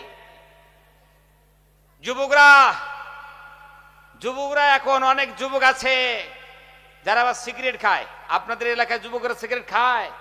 অনেক যুবক আছে। এই যে মাধ্যমিক পরীক্ষা হচ্ছে, আমি গাড়ি নিয়ে বার হচ্ছি, সর্বনাশ, মাধ্যমিক পরীক্ষা থেকে বার হয়ে বাস যুবকরা বিড়ি সিগারেট চালু করে দিয়েছে। একজন সাংবাদিক সে ইন্টারভিউ নিচ্ছে যে তোমরা যে মাধ্যমিক পরীক্ষা দিলে কেমন পরীক্ষা দিয়েছ। ওই যে একজন ছাত্র বলতে লাগলো যে এই বছর মাধ্যমিক পরীক্ষার যে কোশ্চিন করেছে, যে প্রশ্ন করেছে স্যাররা, আমরা বুঝতে পারিনি কি যে প্রশ্ন করেছে, আমাদের বুঝে আসে নাই। আর আমরা এমন উত্তর লিখেছি 14 গোষ্ঠী গেল স্যাররা বুঝতে পারবে না। আল্লাহ জানে কি যে ওরা উত্তর লিখেছে। ওদের বলছে আমরা স্যারের প্রশ্ন বুঝতে পারিনি, আর আমাদের উত্তর জীবনে স্যাররা বুঝতে পারবে না। এই আমাদের হচ্ছে ভবিষ্যৎ। প্যারে হাদিরিন, এই যুবকরা শোনাচ্ছেন ভাইরা, আবার যারা আমাদের ভবিষ্যৎ, যাদেরকে নিয়ে আমরা প্রাউড ফিল করি, এরা আবার সিক্রেট খেয়ে এরা আবার কম্পিটিশন করছে। দুইজন চারজন যুবক একসঙ্গে এক জায়গায় মিলিত হয়ে সিক্রেট খাওয়ার পর আকাশের দিকে ধোঁয়া গিলে ছেড়ে দিয়ে কয়, দেখি কার ধোঁয়া কতদূর পৌঁছায় রে। ঠিক কিনা তোরে কহ। হেরে যুবক, তুমি যেই কালে যেই সময় সিগারেট খাওয়ার পর সিগারেটের ধোঁয়া দিয়া তুমি কম্পিটিশন করছো, এটা তো তোমার সিগারেট খাওয়ার সময় নয়। এই সময় হাতে থাকবে তোমার কলম, হাতে থাকবে তোমার বই, হাতে থাকবে তোমার খাতা। তুমি ভবিষ্যৎ নিয়ে ভাবো। জীবনে তোমাকে ভবিষ্যৎ নিয়ে জীবনে ভাবতে হবে না। তুমি কলমটা ভালো মতো চালার শিখো, তুমি কলম চালাতে শিখো। ভবিষ্যৎ নিয়ে কোনোদিন তোমাকে টেনশন করতে হবে না। কলম যদি ভালো করে চালাতে পেরেছো, গোটা পৃথিবী তোমার পায়ের নিচে চলে আসবে। জোরে কন ঠিক কিনা? ভাইরা আমার, শেষ হয়ে গেল ইয়ং জেনারেশন, যুব সমাজ শেষ হয়ে গেল। ওই যে একখানা পাইছি মোবাইল, ভালো করে আপনারা বুঝার চেষ্টা করুন। একখানা মোবাইল পাইছি, সকালে উঠে এখন ভালো মতো ঘুমে ভাঙে নেই, গামোড়া দিয়েই দেখে যে মোবাইলটা কোথায় আছে। ওই সকালে উঠেই ঘুম যখন ভাঙলো, সামান্য ভেঙেছে, মোবাইল ঠেলা চালু করলো। সারাদিন মোবাইল ঠেলতেই আছে। যতক্ষণ ভবিষ্যৎ অন্ধকার না হয় ততক্ষণ ঠেলতেই আছে। জোরে কর ঠিক কিনা? আমরা যারা কেয়ার অফ সারফরাজ অভিভাবক আছি, আমরা একটু সচেতন হই। যুবকরা শেষ হয়ে যাচ্ছে। আপনাদেরকে বলি, একটা সিস্টেম করতে হবে। সর্বপ্রথম কি করুন, কাল থেকেই আমার কথাটা আপনি ইমপ্লিমেন্ট করার চেষ্টা করুন। যাদের আমরা ছেলে পেলে আছে, যাদের ভাই আছে, আমরা এটা কাজ করব। ওদেরকে বলে দিন সিস্টেমের আওতায় নিয়ে আসুন, যে সারাদিন মোবাইল যা করো চালাও। প্রথম স্টেপ হচ্ছে সারাদিন মোবাইল যা করো, কিন্তু রাত হবে, খাওয়া দাওয়া হয়ে গেল, ঘুমানোর আগে আমার রুমের মধ্যে মোবাইল চার্জ দিবে, আজ যে ঘুমিয়ে পড়বে। এই কাজটা যদি করতে পারেন, কিছু একটু ব্রেক ধরা যাবে। জোরে কোন ঠিক কিনা? আজ যদি মোবাইল হাতে দিয়েছেন, ওই মোবাইল ঠেলতে ঘড়িরও কাঠা 12টায় যাবে, আর এদেরও জীবন 12টায় যাবে। জোরে কোন ঠিক কিনা? ঠিক না? এই কাজগুলো আস্তে আস্তে আমরা করার চেষ্টা করুন ভাইরা আমার। এটা আত্মসমীক্ষার মাহফিল। আপনারা যদি না ভাবেন, কে ভাববে? আর এই যুবকদের নিয়ে কি ভাববে? যা হোক, আপনাদেরকে বলতে চাই, আর ওগুলো আমরা খাবো না। বিড়ি সিগারেট, যুবকরা বিড়ি সিগারেট ধূমপান হাবি যাবি সব ছেড়ে দাও, ভদ্রতা শালীনতা দিয়ে জীবন যাপন করো, সফলতা একদিন আসবে। জোরে কর ঠিক না? ভাইরা আমার, আমাদের বুঝে আসে না। আপনারা বলুন তো, আপনাদের আশেপাশে বড় মিষ্টির দোকান আছে মনে করুন, ওই মিষ্টির দোকানে যদি বড় একটা সাইনবোর্ডে লেখা থাকে যে আমার দোকানের যে মিষ্টি খাবে সেই বেটায় হার্ট অ্যাটাক হয়ে মরবে, মিষ্টির দোকান চলবে? আওয়াজ দেন না আপনারা, কেন চলবে? যদি কোনো কেকের কোম্পানি তার কেকের প্যাকেটের উপরে লিখে দেয় যে আমার কেক যে খাবে সেই বেটা কিডনি ডাউন হয়ে মরবে, যদি কান ওই কেক চলবে? আওয়াজ দেন না কেন? চলবে? কোম্পানি চলবে? জীবনেই চলবে না ভাইরা আমার। কিন্তু ওই বিড়ির প্যাকেটে তেরেঙ্গা হাবিজাবি এগুলোর প্যাকেটে লেখা আছে যারা খাইবে ক্যান্সারে আক্রান্ত হইবে। তারপরে কি ছেড়েছে নাকি? এই লেখার পর মানুষ যে হারে খাওয়া শুরু করেছে। একখানা ছবি দিল, দেয় নেই, আপনারা দেখবেন, কালকে খুঁজে করবেন, দেখবেন আসল খুঁজে করেন, এখানে আপনারা পেয়ে যাবেন। ভাইরা আমার, একখানা ছবি দিয়ে মানুষকে সতর্ক করার চেষ্টা করলো, আর আমরা জনমের খাওয়া শুরু করে দিলাম। খাইতে খাইতে সর্বনাশ, পায়খানাগুলো পুরো বিড়ির দোকান বানিয়ে ফেলেছে, ঠিক কিনা ধরে কম। ওই জন্য বলি ভাই, আসুন ভদ্রতা শালীনতা দিয়ে জীবন যাপন করি, না হলে আল্লাহ কিন্তু খুব গুসা করছেন, রাগ করছেন, অভিমান করছেন। এত পাপ করেছি আল্লাহ সুবহানাহু ওয়া তাআলাকে, আমরা এত আল্লাহ সুবহানাহু ওয়া তাআলাকে রাগ করে দিয়েছি ভাইরা আমার। আল্লাহ খুব অভিমান করেছেন, গুসা করেছেন। আল্লাহ রাব্বুল আলামিন এখন গুসা করার পর তিনি আমাদেরকে ধমক দিচ্ছেন। আল্লাহ সুবহানাহু ওয়া তাআলা আমাদেরকে ধমক দিচ্ছেন কেমনে? আল্লাহ রাব্বুল আলামিনের নাফরমানি করছি বলে, আল্লাহর দাসত্ব করতে চাই না বলে, আল্লাহর নিষিদ্ধ পথে জীবনকে পরিচালনা করছি বলে আল্লাহ রাব্বুল আমিন এখন বান্দাদেরকে ধমক দেন, ইয়া মাশারাল জিন্নি ওয়াল ইনসি ইন ইসতাতাতুম আন তানফুযু মিন আকতারিস السماوات والأرض فانفذوا لا تنفذون إلا بسلطان الله أكبر হায় রামা। আল্লাহ সুবহানাহু ওয়া তাআলা তিনি ডাক দিয়ে বলেন, ইয়া মাশারাল জিন্নি ওয়াল ইনস। জিন আপনারা বোঝেন, জিন বলে হুজুর আমরা খুব ভয় পাই, জিনের কথা কর না। ইয়া মাশারাল জিন, হে জিন্নাতের দল, ওয়াল ইনস, হে ইনসান, আমার আসমানের নিচে থাকো। যদি আমার ইবাদত ভালো না লাগে, আমার জমিনের উপরে তোমরা থাকো। আমাদের বান্দেগী যদি পছন্দ না হয়, আমার উপাসনা যদি তোমাদের পছন্দ না হয়, আমি আল্লাহর ইবাদত করতে যদি মন না চায়, আমি আল্লাহ সুবহানাহু ওয়া তাআলার সামনে সিজদা দিতে যদি তোমাদের মন না চায়, আমার নবীর সুন্নাত যদি তোমাদের পছন্দ না হয়, ইনিস্তাতাতুম, শক্তি যদি তোমাদের থাকে, ফানফুজু, চলো জমিন আসমান থেকে তোমরা বার হয়ে চলে যাও। আসমান তোমরা খালি করো, জমিন তোমরা খালি করো। মিনাক্তারিস সামাওয়াতি ওয়াল আরদ, জমিনের প্রান্ত তোমরা ছাড়ো, আসমানের প্রান্ত তোমরা ছাড়ো, আর জমিনে তোমরা থাকবে না, জমিন থেকে তোমরা চলে যাও। এই কথা কার? জোরে কোন কথা কার? আল্লাহ সুবহানাহু ওয়া তাআলার কথা। ভাইরা আমার, সূরা রহমানে আপনারা খুলি দেখবেন আল্লাহ কেমন ধমক দিচ্ছেন আমাদেরকে। ফানফুজু, গেট আউট, আমার ইবাদত ভালো না লাগে পালাও, এখানে থাকবি না, আমার জমিনে থাকবি না, আমার জমিন থেকে তোমরা বার হয়ে চলে যাও। ভাই আমার, একজন মানুষ হাত তুলে দেখার হুজুর ঠিক আছে, আল্লাহ ধমক দিয়েছেন আর জমিনে থাকবো না, জমিন থেকে আসমান থেকে বার হয়ে চলে যাব। একজন মানুষ হাত তুলে দেখান তো, বলে হুজুর একটু সময় দেন, নাসার বিজ্ঞানীদের সঙ্গে কথা বলে একখানা রকেট নিয়ে আসবো, রকেট ভাড়া করে নিয়ে আসে, বাড়ির সবগুলো সামান পাত্র রকেটের মধ্যে দিয়া একবারে এই রকেট জমিন আসমান একদম ভেদ করে কোনো একটা জায়গা আমাকে রেখে দিয়ে আসবে, আর আল্লাহর ইবাদত করতে হবে না, সেখানে আমি থাকবো। আল্লাহ রাব্বুল আলামিন বলতে চায়, বান্দারা তোমরা কি জমিন ছেড়ে চলে যাবে? বান্দা তুমি কি আসমান ছেড়ে চলে যাবে? তুমি কি জমিন থেকে পালিয়ে যাবে? তুমি কি আসমান থেকে পালিয়ে যাবে? জমিনে আর কি তোমরা থাকবে না? আসমানের নিচে কি তোমরা থাকবে না? আমার ইবাদতের ভয়ে তোমরা কি পালিয়ে যাবে? বান্দারে বলো তো, তোমার ধারণা অনুযায়ী তুমি যে রকেটটা ভাড়া করে নিয়ে আসবে, বান্দারে তোমার সামান পাত্র সব দিয়ে রকেটে চড়ে থাকবে, এই রকেট জমিন থেকে টেক আপ করবে, জমিন থেকে টেক আপ করার পর তোমার ধারণা অনুযায়ী জমিনের প্রান্ত ছাড়বে, আসমানের প্রান্ত ছাড়বে, কিন্তু বলো বান্দা ল্যান্ডিং কোন জায়গায় করবে? তোমার রকেট ল্যান্ডিং যেই জায়গায় করবি সেই জায়গায় আমি রব্বুল আলামিনের রাজত্ব। লা তানফুজুনা ইল্লা বিসুলতান। বান্দারে পালাবি কই?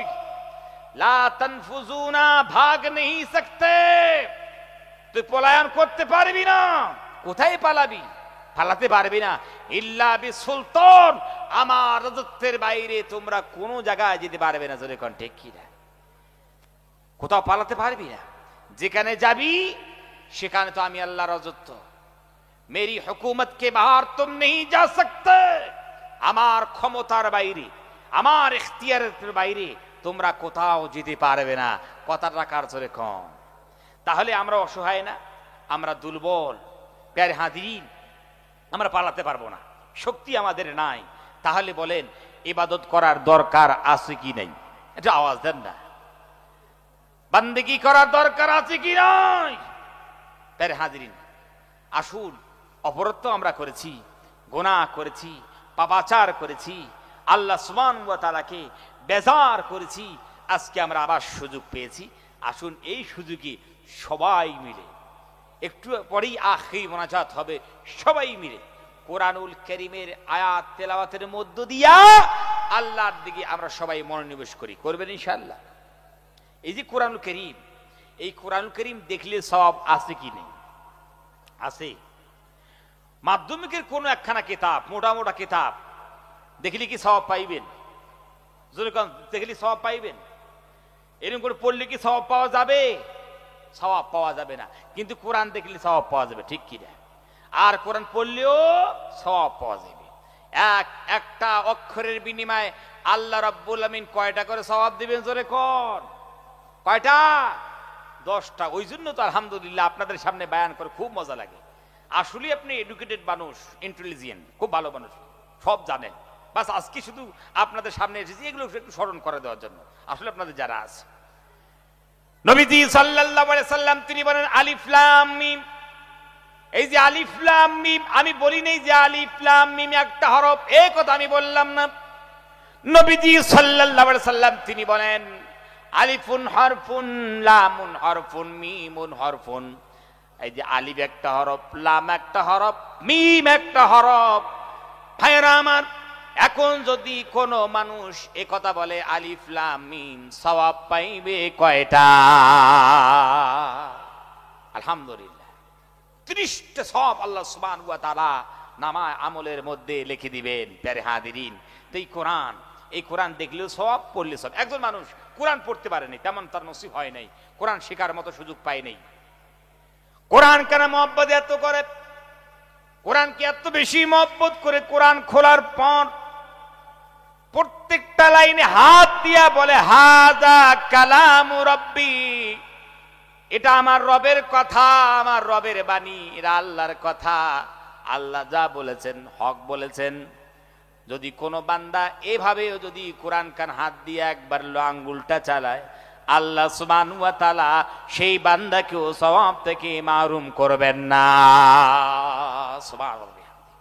আসলেই এই কিতাব কার পক্ষ থেকে এসেছে? কার পক্ষ থেকে?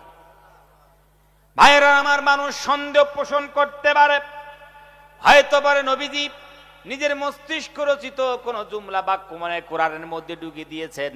আল্লাহ রাব্বুল আমিন পরিষ্কার তিনি করলেন যে দেখো, ওয়ামা ইয়ানতিকু আনিল হাওয়া ইন হুয়া ইল্লা ওয়াহিয়ুন ইউহা। আল্লাহু আকবার। আল্লাহ রাব্বুল আমিন বলেন আমার নবী সাল্লাল্লাহু আলাইহি সাল্লাম তিনি তোমাদের সামনে যে কথাগুলো বলেন, কোরআনুল কারীমের যে আয়াতগুলো বলেন, যে কোরআন খানা তোমাদের সামনে পড়েন, নবীজি সেগুলো প্রবৃত্তিকে অনুসরণ করে বলেন না, নিজের মস্তিষ্ক রচিত সেগুলো কোনো জুমলা বাক্য নয়। তাইলে ওগুলো কি? আল্লাহ রাব্বুল আমিন বললেন ইন হুয়া ইল্লা ওয়াহিয়ুন ইউহা। আমি রব্বুল আমিন যে কথাগুলো আরশের মালিক হইয়া নবীর কাছে পাঠাই, নবীজি সেই কথাগুলো তোমাদের মাঝে বলেন। জোরে কোন সুবহানাল্লাহ। যদি নবী মস্তিষ্ক রচিত কোনো জুমলা বাক্য যদি কোরআনে যোগ করে দিতেন, অ্যাড করতেন, সংযোজন করতেন, আল্লাহ রাব্বুল আমিন তিনি বলছেন ওয়ালাউ তাকাওয়ালা আলাইনা, যদি আমার নবী নিজের কোন নিজস্ব কথা জুমলা বাক্য সেন্টেন্স যদি আমার নামে কোরআনে চালিয়ে দিতেন, অথচ সেই জুমলা বাক্য সেন্টেন্স আমার নয়, তো সেই নবীর ডান হাত চেপে ধরে তার কণ্ঠনালীকে আমি ছেড়ে ফেলে দিতাম। আল্লাহু আকবার কর। তাহলে কোরআনটা কার? ধরে কোন? আল্লাহ সুবহানাহু ওয়া তাআলা। এই কোরআন পড়লে সওয়াব আছে কি নাই? আছে। আজ গভীর রজনীতে সবাই মিলে কোরআনুল কারীমের আয়াত পড়ে পড়ে আমরা আল্লাহর দিকে মনোনিবেশ করব ইখলাসের সহিত। পাপ তো করেছি, আমরা তো অপরাধী, আমরা মুজরিম। আজকে আমরা কোরআনুল কারীমের আয়াত একটু তেলাওয়াত করি সবাই, কেউ জবান বন্ধ রাখবেন না। এমন একটা আয়াত তেলাওয়াত করব জীবনে হইলেও আপনারা একবার শুনেছেন, কারণ বেশিরভাগ মানুষের তো এই আয়াতটা মুখস্থই আছে। ভাইরা আমার, সবাই মিলে আমার সঙ্গে একটু আওয়াজ দিয়া আকাশ বাতাস মুখরিত করে আপনার দয়া মেহেরবানি করে আমার সঙ্গে পড়ুন। ইন্নী ওয়াজ্জাহতু ওয়াজহিয়া লিল্লাযী ফাতারাস সামাওয়াতি ওয়াল আরদা হানিফাও ওয়া মা আনা মিনাল মুশরিকিন। আল্লাহু আকবার। ভাইরা আমার, খুব মনোযোগ দিয়ে কিন্তু কোরআন শুনতে হবে, যেহেতু আল্লাহর বাণী।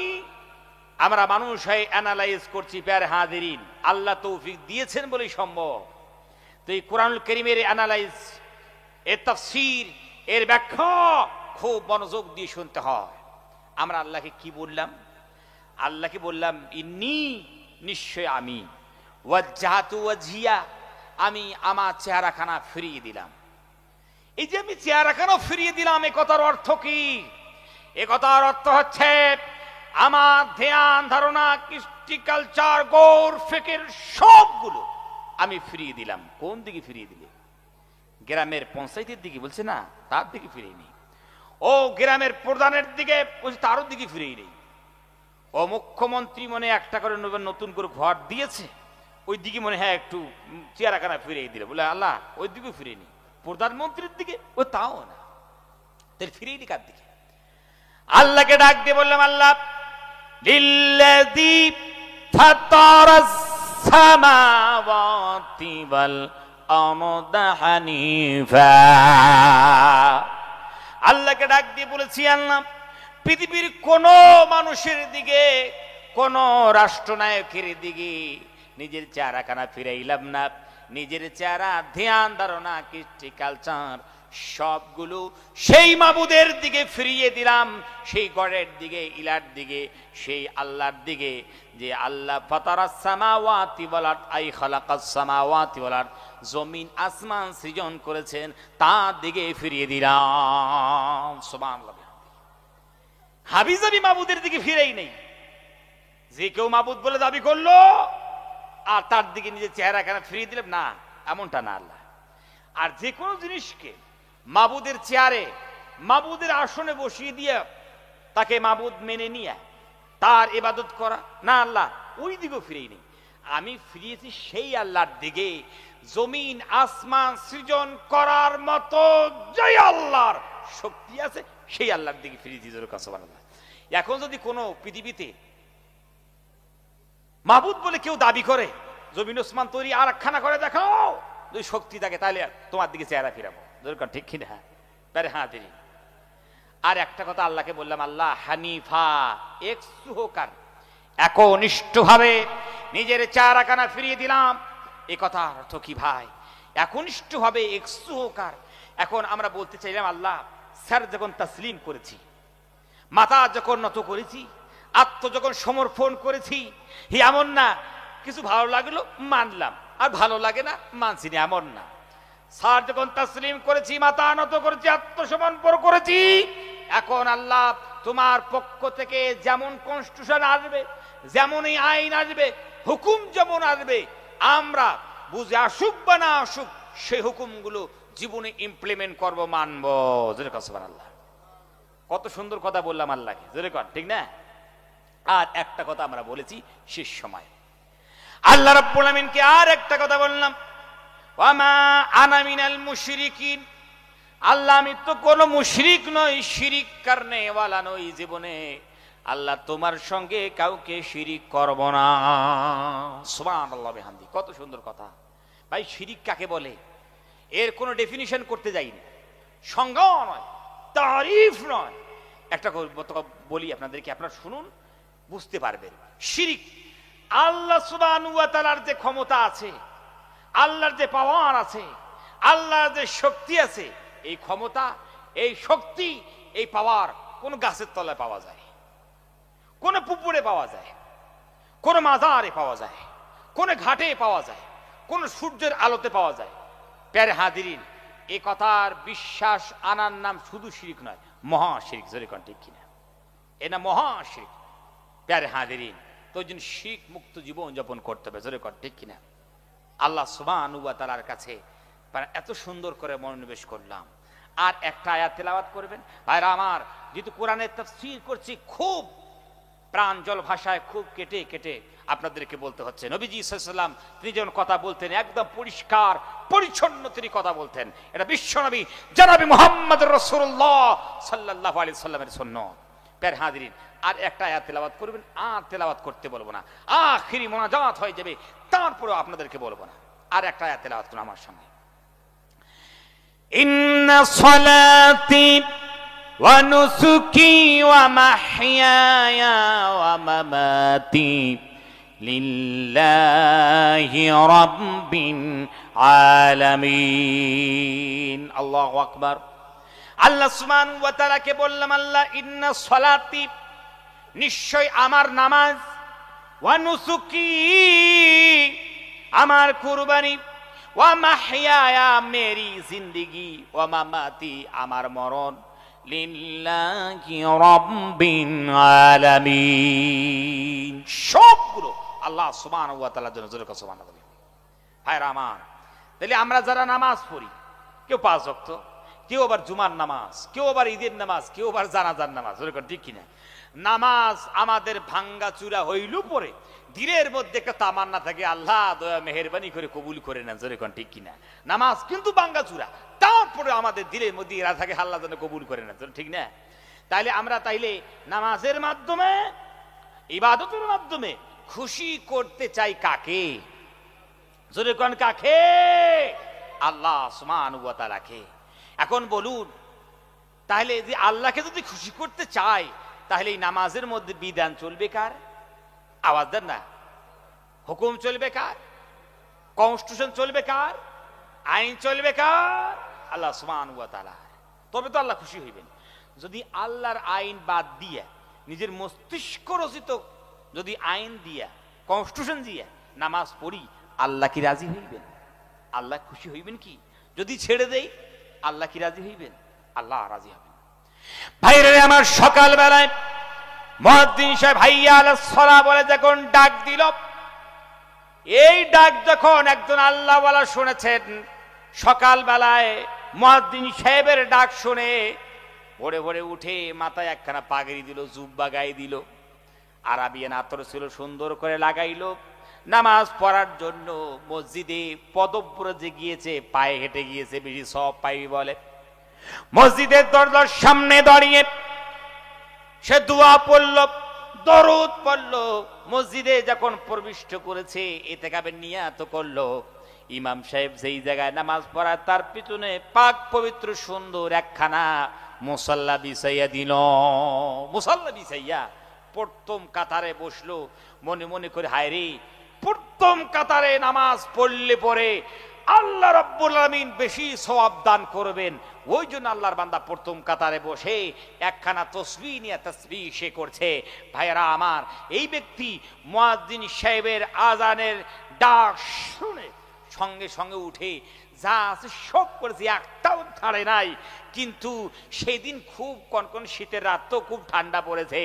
ওই দিন ওই আল্লাহর বান্দা বলে, প্রতিদিন তো উজু করি, আজকে উজু করব না, বিনা উজুতে গিয়েছে। জোরে কর, নামাজ হইবে?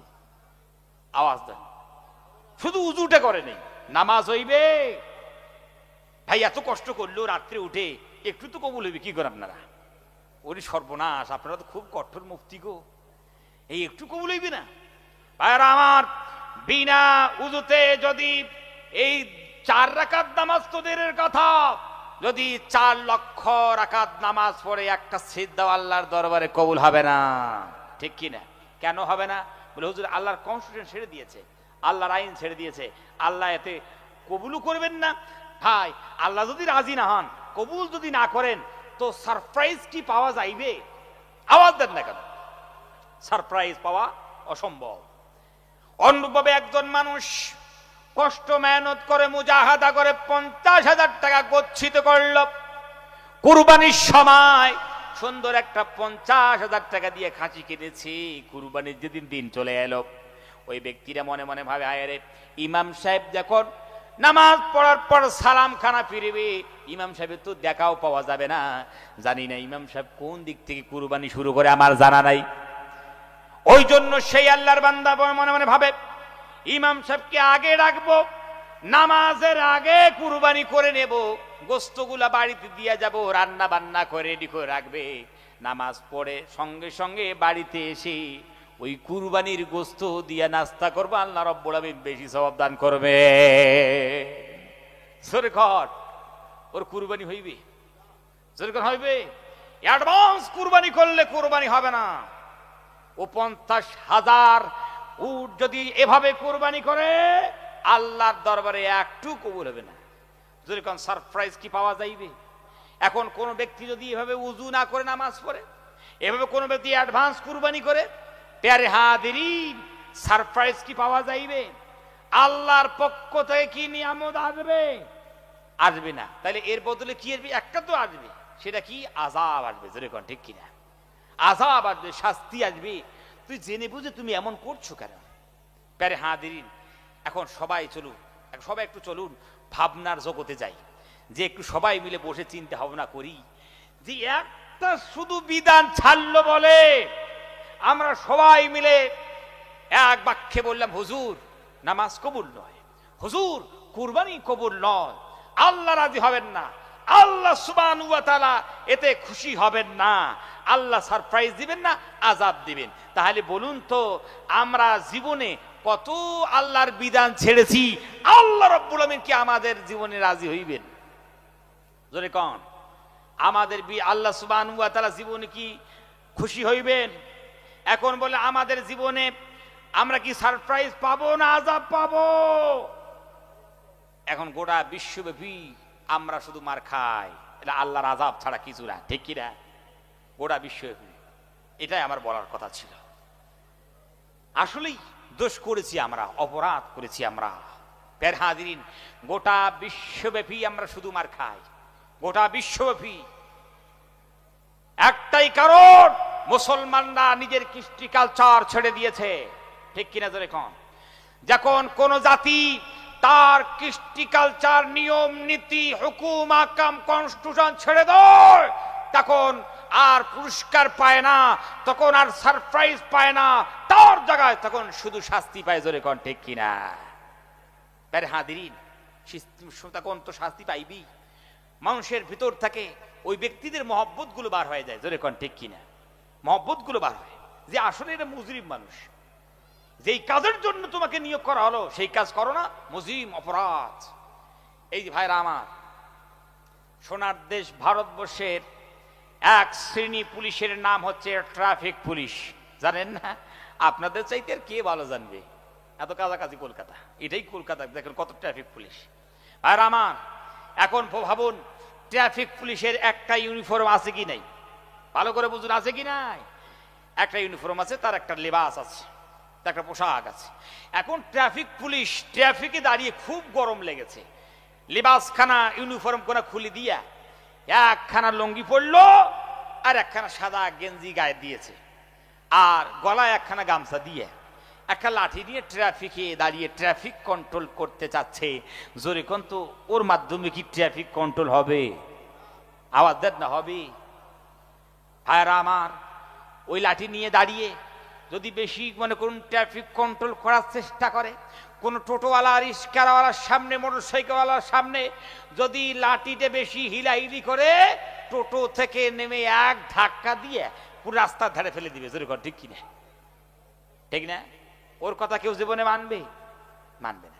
এখন যদি ধাক্কা বাক্কা খাওয়ার পর, এখন উঠার পর ঘরে ছিল ইউনিফর্ম, মনে করুন ময়লা যুক্ত, ফাটা পুরানা, গায়ে দিল, গায়ে দেওয়ার পর এখন লাঠি দরকার নাই, একখানা বাঁশি সে নিয়ে ট্রাফিকে দাঁড়াইল।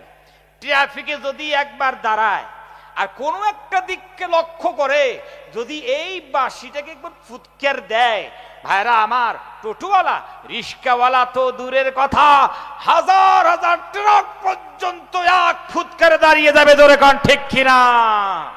কোন মানুষ তার দিকে চোখ রাঙিয়ে দেখা তো দূরের কথা, ধাক্কা দেওয়া তো দূরের কথা, এক পা আগাতে পর্যন্ত পারবে না, জোরে কোন ঠিক কিনা? ভাইরা আমার, কিসের কারণে সে ধাক্কা খাইলো? বলে হুজুর ইউনিফর্ম ছেড়ে দিয়েছে।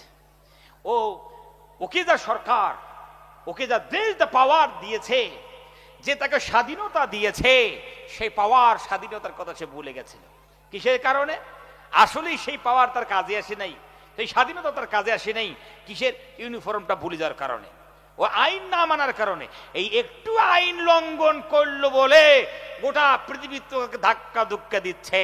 ভাইরা আমার, মুসলমানেরা, আল্লাহর বিধান ছেড়েছি, আল্লাহর আইন ছেড়েছি, আল্লাহর কারণ ছেড়েছি, এখন গোটা বিশ্বব্যাপী আমাদের শুধু ধাক্কা দেয়, ঠিক কিনা?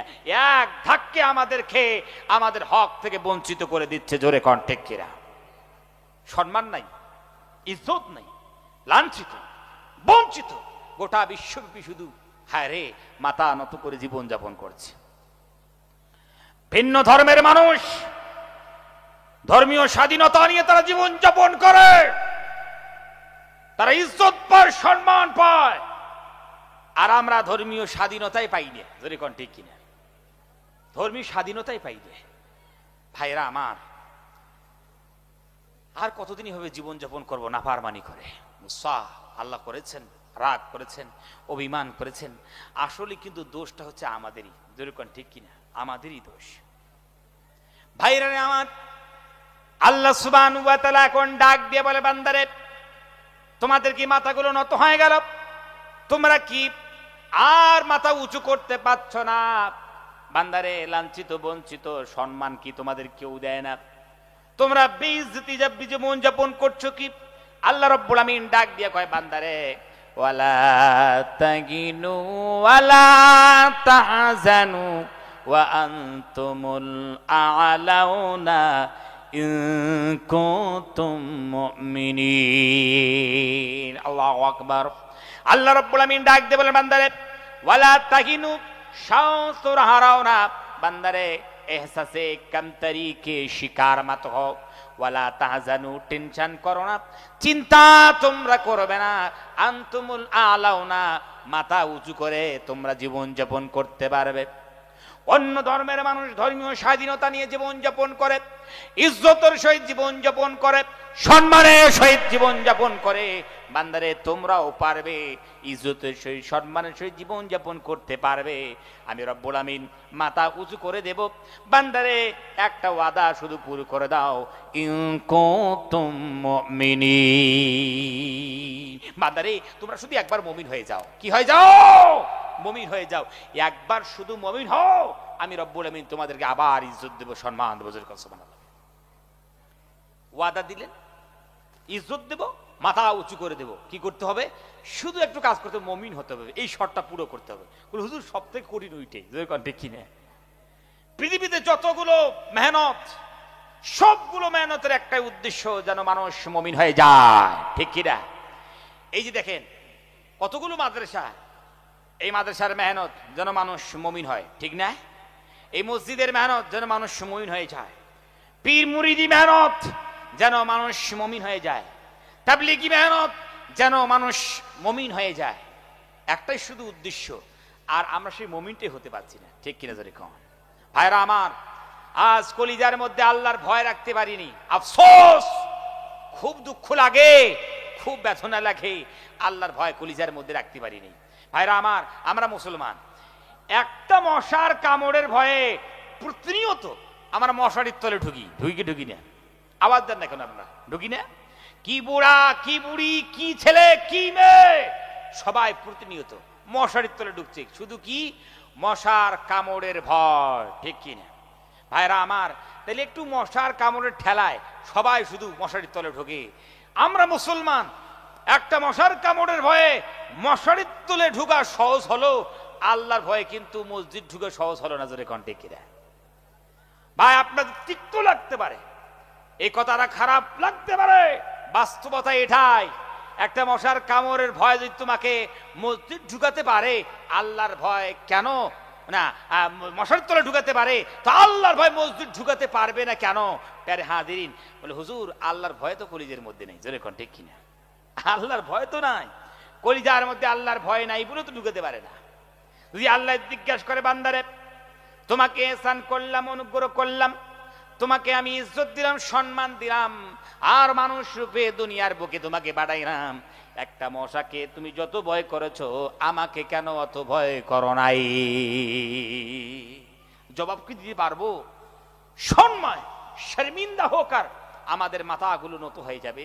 কি জবাব দেবো আল্লাহর কাছে যে হারে একটা মশাকে ততটুকু ভয় করেছি, কেমন মানুষ আল্লাহকে অতটুকু ভয় করতে পারিনি? ভাইরা আমার, ওই জন্য একটু ভাবনার জগতে আজকের মাহফিল গুলো না আত্মসমীক্ষার মাহফিল, আত্মসমীক্ষার মাহফিল। জীবনে কি করছি, কোন গতিতে আমরা চলছি, একটু গতিতে একটু চেঞ্জ করি। প্যারে হাদেরি অনেক মানুষ তো আসলে হুজুর নামাজ না পড়তে পারি কিন্তু আমার ইমান করকড়া আছে। ঠিক কিনা? জোরে কর। আমার ইমান খুব তাজা আছে, মজবুত আছে, নামাজ না পড়তে পারি কিন্তু ইমান আছে কিন্তু মজবুত, লোহার মতো শক্ত। ভাই কোন কথা আপনি বলেন? আপনি বললেন নামাজ না পড়তে পারি, ইমান করকড়া, ইমান শক্ত। হাদিসের ব্যাখ্যা না করে হাদিস ডাইরেক্ট যদি পড়া যায় তো দেখা যাবে আপনার ভিতরে ইমানই নেই। শক্ত দূরের কথা, মজবুত দূরের কথা। নবীজি বলেন, মান তারাকা সলাতা মুতাআম্মাদান ফাকাত কাফার, মান তারাকা সলাতা মুতাআম্মিদান ফাকাত কাফার। যারা জেনে বুঝে নামাজ ছেড়ে দিল তারা তো কুফরি করে ফেলল। আমরা এদেরকে ব্যাখ্যা করি সে ভিন্ন কথা। প্যারে হাদিরিন, তো জন্য আসুন আল্লাহ সুবহানাহু ওয়া তাআলার দরবারে আসি। ভাইরা আমার, আর লাঞ্ছিত বঞ্চিত হতে হবে না যদি আল্লাহ সুবহানাহু ওয়া তাআলার হুকুমগুলো মানি। আজ আমরা মুসলমানেরা নিজ কর্মে আমরা ইসলাম ধর্মটাকে কুলুষিত করে দিয়েছি। ঠিক কিনা? দেইনি? দুইজন বন্ধু, একজন বন্ধু কানা আর একজন বন্ধু ভালো, ওরা দুইজনে গিয়েছে একটা জায়গায় ঘুরতে গিয়েছে। এখন দুজনকে ভোগ লেগেছে, অনেক ঘোরাঘুরি করেছে। তো ভালো বন্ধু কোথার থেকে মনে হয় খুঁজাখুঁজি করে, আশেপাশে গ্রাম ছিল, খুঁজাখুঁজি করে একটু ক্ষীর নিয়ে এসেছে কানা বন্ধুর কাছে। এখন ভালো বন্ধু এসে কানা বন্ধু কয়, কানা বন্ধু ভোগ তো লেগেছে, আমি একটু কষ্ট করে ক্ষীর নিয়ে এসেছি, ক্ষীর খাবে? কানা বন্ধুকে সর্বনাশ, জীবনে ক্ষীর কি জিনিস আমি তো শুনি নেই ভাই, ক্ষীর আবার কেমন হয়? ভালো বন্ধু কয়, তুমি ক্ষীর জানো না? বলছি ক্ষীর তো জানি না। আরে পাগল, ক্ষীর সাদা হয়। কেমন হয় জোরে কন, কেমন হয়? কানা বন্ধু কয়, ভাই আমি সাদা তো জীবনে দেখি নেই, সাদা আবার কেমন হয়? ভালো বন্ধুকে সর্বনাশ, তুমি সাদা জানো না? কানা বন্ধু কয়, ভাই আমি সাদা তো জানি না। তখন ভালো বন্ধু কয়, তুমি বুঝতে পারো না, সাদাও বুঝতে পারো না? বলে বুঝতে পারি না। আরে পাগল, সাদা তো বগের মতো হয়। কিসের মতো জোরে কন? বগের মতো। এখন কানা বন্ধু কয়, ভাই আমি তো বগও দেখি নাই। কি দেখি নাই? বগও দেখি নেই। কানা বন্ধুকে আমি বগও দেখি নেই। ভালো বন্ধুকে সর্বনাশ, তুমি বগ দেখো নাই? বলে না। বলে তুই বগ দেখে নেই? এ তো মহা যন্ত্রণায় ফেললো গো। এক তো ক্ষীর আনতে গিয়ে আমার অনেক কষ্ট হইল, এখন বুঝাতে গিয়ে আর এক কষ্ট, একে তো বুঝাতে হবে। তখন ভালো বন্ধু কয়, কি করে ওকে বুঝাই, বগ দেখে নাই। তখন ভালো বন্ধুর মাথার মধ্যে একটা বুদ্ধি এসেছে যে একটা কাজ করে, বগ বুঝতে হবে। নিজের হাতখানা বগের মতো করে দিয়েছে। এই ভালো বন্ধু যখন নিজের হাতখানা বগের মতো করে দিয়েছে, কানা বন্ধু হাতখানা টেনে দিয়ে কয়, তোরা 14 গোষ্ঠী কানায় থাকলি, দেখো বগ কাকে বলে, দেখো এ দেখো এটা বগের মাথা।